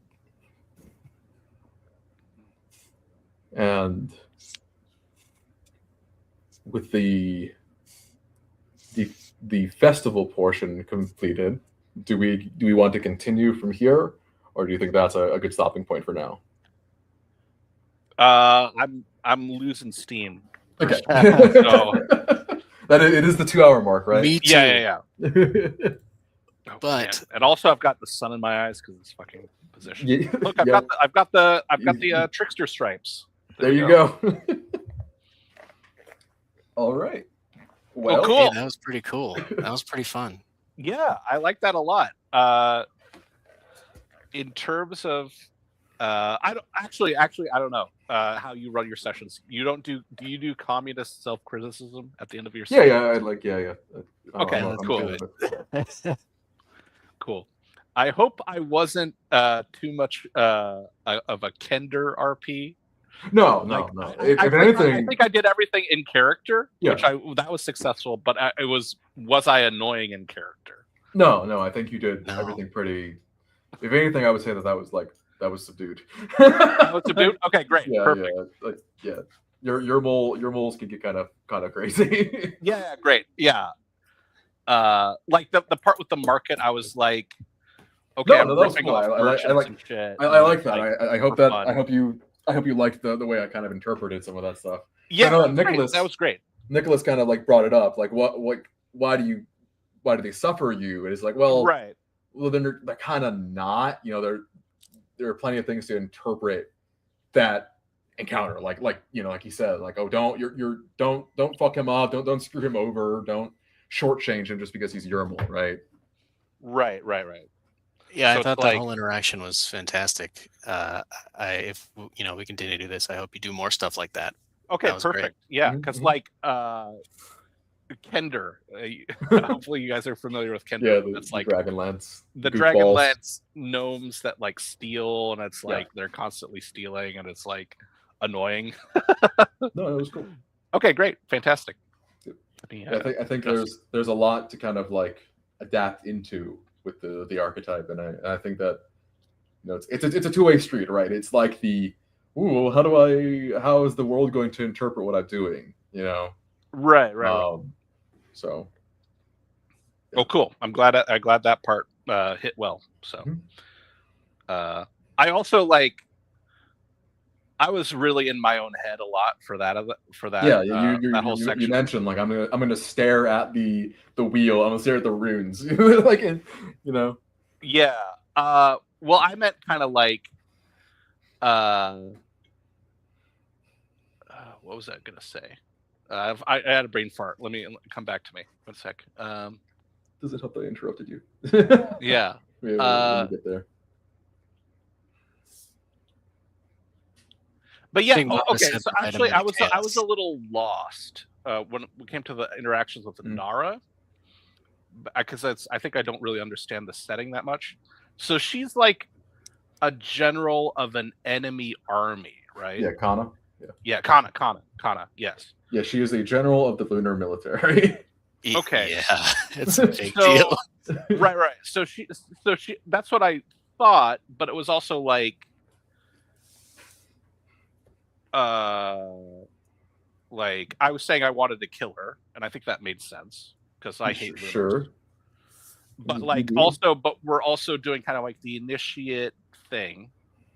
So like, is there supposed to be like mutual respect, or like, I know that it didn't make sense for me like stab her in the middle of these ceremonies and stuff, but like, No, the way you handled it was great. I think that like I think that we did a really good job with those interactions, because like initially on the first day, like Kana was very friendly. Kana was concerned that Makarios was here because they hold the Shalana Arroys in super high regard, and it's like, okay, I gotcha. yeah. So that's why Yes. she was being, I thought she was being fucking condescending, and She going to- was a little Well, bit.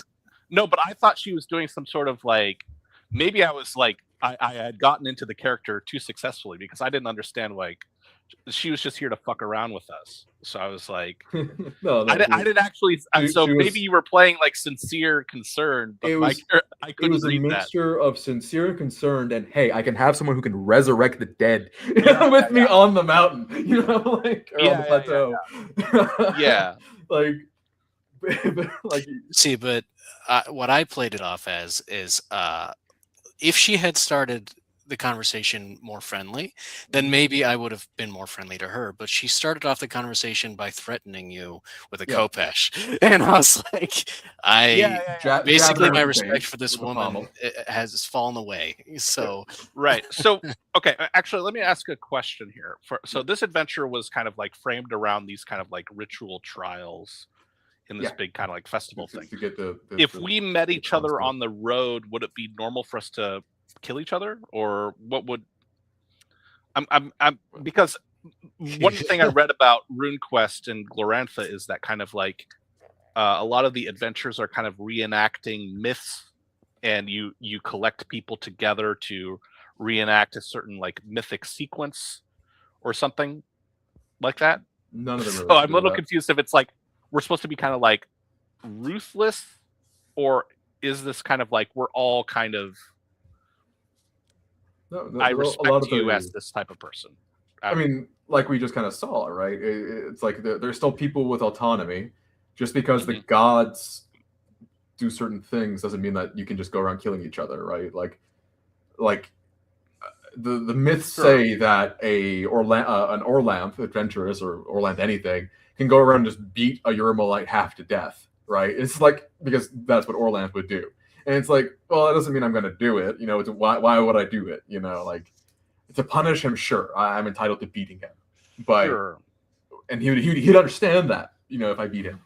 But other than that, there's no real reason to hunt each other to death unless there's a reason, you know. Like, Okay, even, so, even like- here, like, you have this lunar general whose people were just like ruined everything, you know. They tore everything down, and she's still allowed to be here.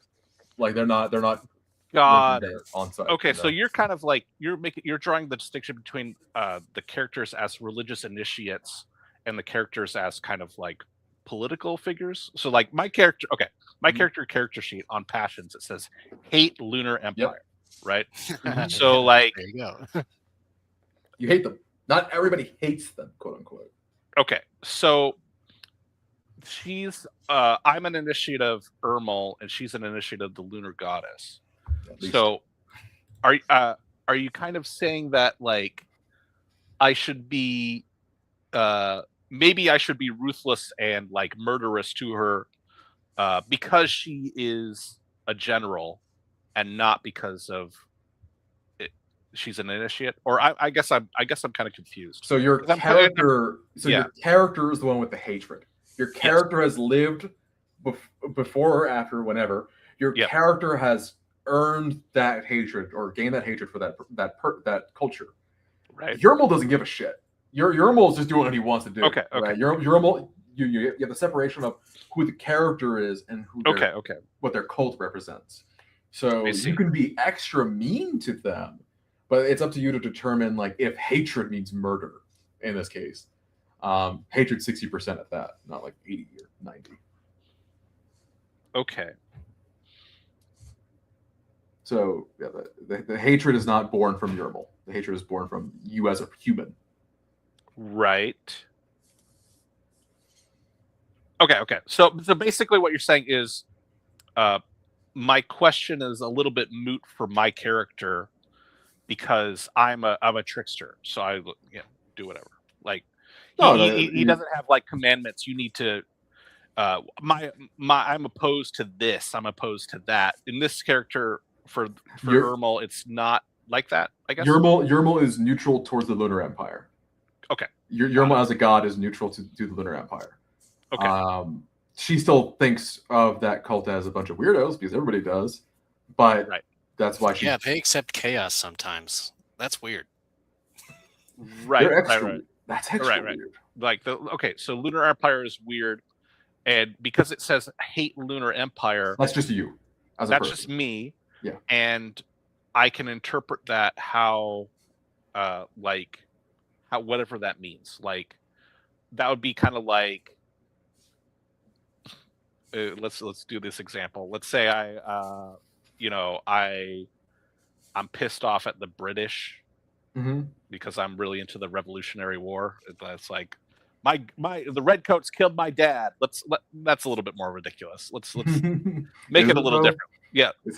Let's say it's 1970 and I'm French and I hate the Germans because of World War II. And it's not like I'm murdering Germans. Yeah. It's you guys, you're always the aggressors. Yeah. So that could be like what that means. It doesn't mean we're enemies. Yes. It means like you're prejudiced. You have a reason to. Yeah. If these Germans came into my pub, I told them to fuck off. Blah blah blah. Like. Yeah. So that could be interpreted. This isn't like it seems like kind of like you're saying what you're for Glorantha, like you want that sort of like medium large level of conflict so the characters interact a lot, kind of, you know what I mean? Sure, right? Like if I like ran up to Nara and I stabbed her in the throat, like that's not really a complex interaction. That would be very strange. Like remember you hate them, but what does it's the question of I hate them, but what does your character do when he hates something?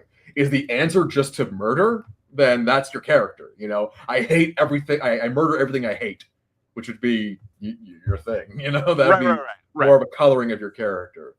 And the Right. other thing to consider is that 60 is the base level of passion. So you could have like a 90%. 90% might be I murder on sight, right? Okay. Or 80 even, right? So it's how you Okay. gauge I your guess- character's attitude. I guess I was in my mind. I just basically was like, I think my character might be my grandfather fought the Lunar Empire or something. Right? Maybe it doesn't say that. But I think the backstory. My preconception of my backstory was my grandfather fought the Lunar Empire. Sure. Okay, got it. I'm trying to process what the kind of like the idea of the setting is. I think the way you handled it was fine. You didn't. Yeah. Yeah, I didn't go killing you Yep. like, but even if my character wanted to, I don't know if they would do that in like the ritual circle. I love their little philosophical back and forths. Yeah. Oh, the character got misgendered. Yeah. Yeah, he's Of that, course. which is Listen, I'm a which dude- is I'm which a is dude good. playing- I'm Which is playing good, I'm 'cause- playing the butch lesbians, whatever. It's Yes, like, yes. That was the character that Chris was playing, and that was fine. yeah. Has You any can, you can literally change genders. Like it's kind of the has vibe. anyone been in a game, by the way, where people are making a big deal of that? Because that is like the worst role playing idea ever. Is like, actually, sure, I'll say it. I was in a game where like a minor like ghost NPC was misgendered, and we like stopped the game, and it was like, actually, they go by they them for like. My I was bad. like, oh, okay. My barbarian who's gonna kill the character really gives a shit about that. It's Glorantha, so like everyone speaks little different dialects anyway. So Sure, yeah. even if there is a No bit of gendered mistranslation pronouns. between Yeah. people, That's that's it. normal. Miscommunication is normal in Yeah, Glorantha. Very recent ghost. Very recent ghost. Yeah. Let's just say that I did not like that. That really took me out of it because my barbarian was like, I'm gonna kill this guy and take all his gold. And it was like, oh, that you're gonna kill they them and take all their gold. All right. Yeah. I had a I'm great still time. here. Good. I had a great time. I do want to continue this, do a little second half. Which Yeah. Yeah. might be a bit shorter, but now that we all got a good idea of the rules, I hope you kind of. It was kind of weird because I had told you the role for the meditation. The way that the meditation was calculated was it was meditation plus your number of spells, which all of you have 6 total spells between all of them. So there was just a bit of math. So that's why both of you got 30%, and then Macarios, because you got the critical success on the snake passion. I was like, fuck it. That's Yeah. that's a cool augment. I like that. And I would have told you, so like I did roll that, and I would have Yeah. told you if I had failed that, because I would have said like, oh, my snake doesn't feel comfortable doing this, and would have slithered away, and that would have made me feel sad, and and I would have Yeah. told you that like, my And then passion that I failed my passion, or and then the you snake rolled failed your- the passion roll, and then No, I I would have did see- taken a negative, presumably. I did see the opposite. Oh no, the opposite. The follow up you did. You did just baseline got the critical. Even though Oh yeah, I'm assuming you also. What were you calling at that point? So it was. What does the plus 80 do to your meditation? that was 110. Like Okay. that pushes it up to 110 for me. So like, Mhm. I know we had a previous conversation about what happens when the numbers are really big, but Yeah. I can't remember. Your critical and special windows are still 20% and 5%. So it's Okay. 20% of 110, 5% of.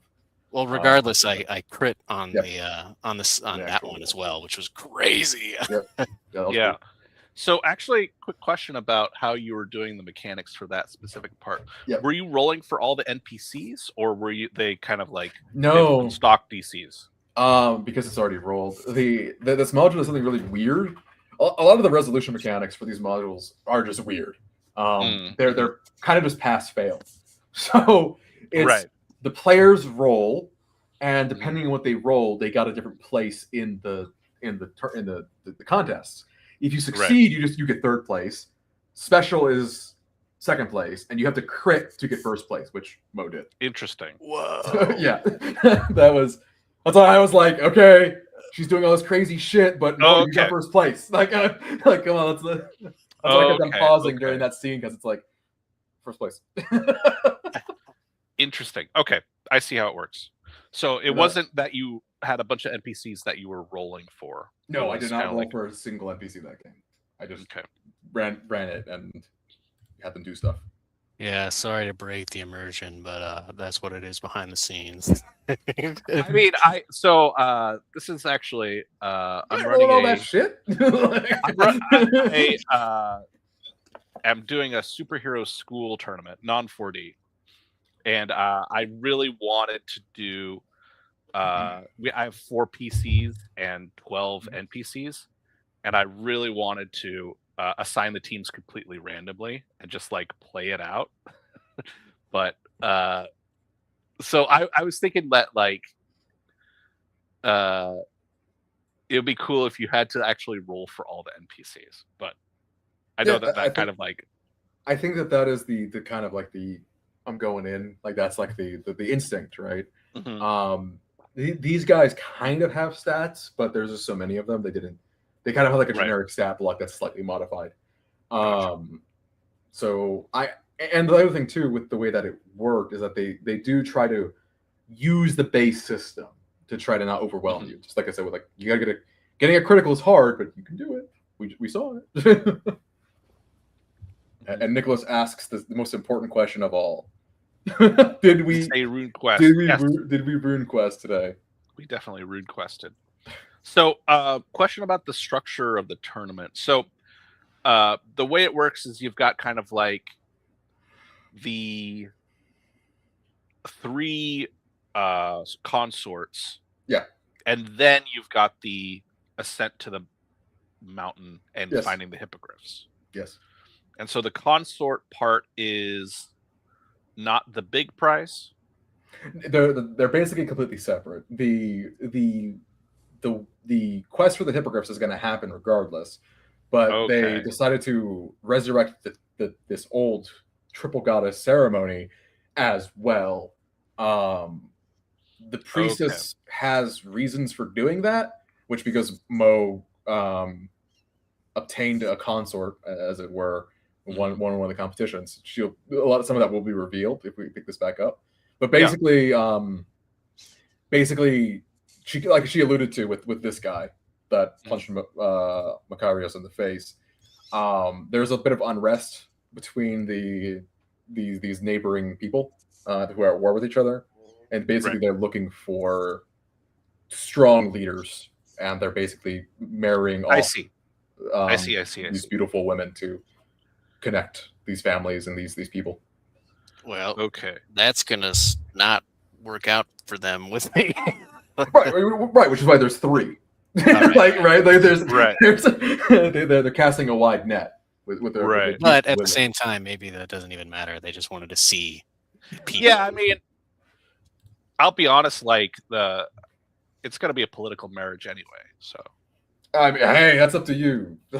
Right. So it's like, I don't know. Maybe your character doesn't care. I don't know how.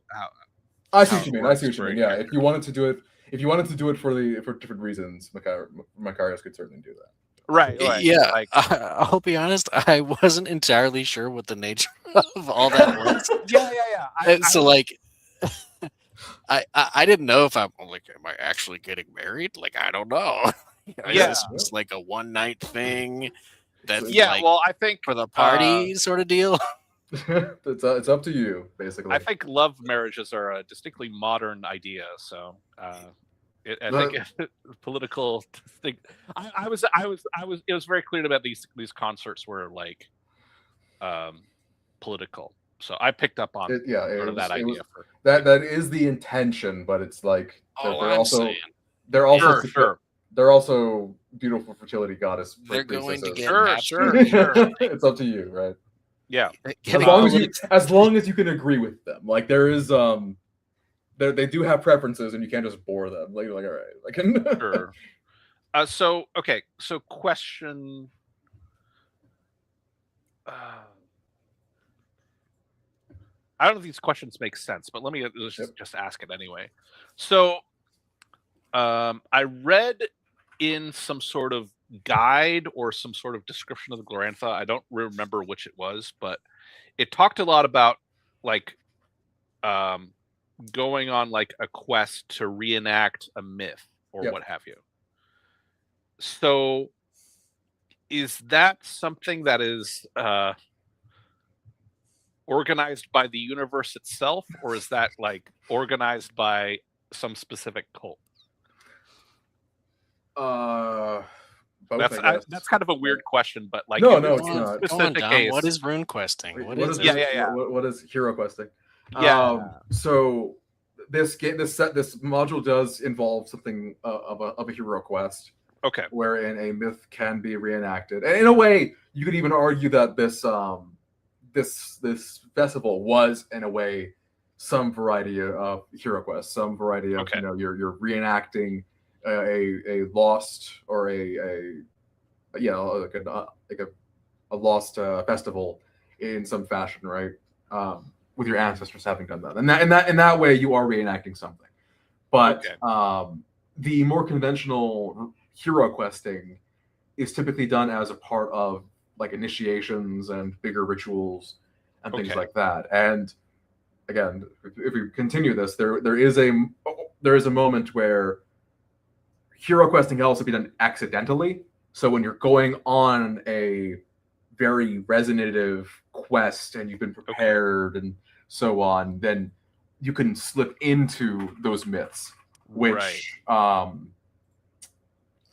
climbing a mountain, treading the dangers for the glory of a ancient beast mount is kind of, you can imagine that there's going to be some amount of mythical things going on there. So there is a moment like that in this module. Right. I guess, okay, so both me, IRL, Mm-hmm. and also my character, coincidentally, Mm-hmm. are really interested in the idea of like authority. So in this particular the part of the adventure that we just did, it was like these these cultists, the three emerald, what were they called? I'm sorry, the emerald goddess, The triple goddess. the triple goddess. Yeah. Okay, so that particular cult was doing a festival, and they were organizing it, and they were like telling us what to do and all this stuff. So that was kind of a hero quest, or it was kind of like tapping into hero questy type stuff. Very distantly, yeah. You could argue that that's something like that, yeah. Whereas entering into the magical god time and reenacting it as your god is a different story altogether. Okay, so that's the distinction I'm interested in. So like we were doing kind of like my character said, there's a lot of authority and kind of like the goddess is telling us this. There's structure. They're organizing stuff. There's political alliances. Blah blah blah blah blah. But then there's also, if we scale the mountain, we're going to be kind of more tapping into the reenacting mythic stuff, or is that okay? Because this is more, it become much more personal. It's you going out, you doing the mythical thing. Okay, gotcha. As opposed and so to they were, and in this question, the triple goddess, they're kind of like organizing this festival with people that were attracted by this hippogriff thing. Yeah. Okay, so they're kind of like opportunistically almost like saying, we're going to attach our thing to this thing, to this naturally occurring hero quest, sort of. Well, the hero quest isn't assumed. Nobody, it's kind of like meta knowledge where that's a meta thing. But they are being opportunistic in that. Well, conveniently, the return of the hippogriffs also brought back all these fertile winds that are busting all the crops. So this is a perfect time to bring back this old thing we used to do, this old festival. Right. Got it. It was definitely like a convenience thing, and people being so excited for the hippogriffs. Okay. But also, if the winners of these contests, who conveniently are now, married to these it's like, hey, half of that hippogriff is mine, by marriage. So I'm taking half the bird. Wait, say that again. I didn't get your point. I'm just saying, there's grander political shenanigans going on.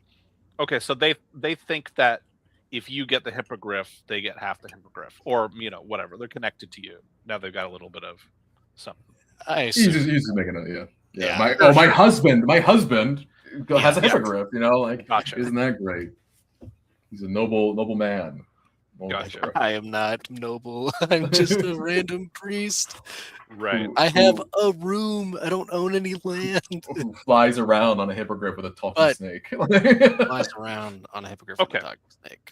I think I'm getting kind of more of a grip on this Glorantha. But yeah, I had fun. I had a blast. A lot of it too is, of course, it being a module, but I think that Yeah. These modules ease you into Yeah, all those absolutely. rules and all the expectations. Yeah, I do. So yeah, one thing I really do like is, I was talking so much about murder earlier, but I do like how we have all these different cults interacting peacefully, because I feel like that's something that you could easily say like, oh well, I put the heretics to death, but that's like not very interesting role play. Yeah, they're not. It's kind of like there is a lot of aggression. There is the lunar goddess versus Orlanth, but weirdly enough, you already saw that, right? You saw the brawl between the Joreen and Kana. Yeah. She, is in some way associated with Orlanth. Who are the heretics of the cloud? Who are the heretics of the cloud? Like, okay, well, like the enemies. I could easily see that I would be like a Forgotten Realms Cyric, god of madness, like evil, malicious guy, like that sort of thing. In that, I'm saying that if this was a less refined setting, that was kind of like, hey, we'll have the god of murder and lies, murder, madness, and lies. Great, put him there, and then it's like he's just like a mob in a dungeon. You know what I mean? Like that sort of thing. And those guys they do exist in the world. There are plenty of chaos cults that are like cartoonishly evil, but like for the most part, the other gods and cults try to coexist. And a lot of it's like the cults aren't really the cause for too much of the fighting anymore. Like, yes, the sun worshippers from the north come in. The Lunars are, of course, a threat because of their holy war against the air. But like, there's plenty of infighting within the cults. There's plenty of like clan versus clan because of kingdom warfare or something as simple as like cattle raiding, like going to your neighbor and stealing their cows because it's practice for warfare and what have you. Yeah. Oh, that's funny. I'm noticing in the StreamYard's interface, if you end your comment with a question, it has a question symbol on it. In this interface. Yeah, look at that. So we got Nicholas asking a bunch of questions. I had a great time, and I'm down to pick this up next week if I won't be in town. I can do it at the same. I can do it at the same time. I won't be in town on the weekend. Yeah, I'm going to be on the road by then. Okay. My Sunday block is currently unencumbered. So cool. Sundays Just, are good. Throw a time in the channel and we'll pick it up. See what we can do. Cool. I'm looking forward to it. Catch you guys soon. I'm going to turn off this stream. Do it. Thanks for watching, Nicholas and Elf Hunter.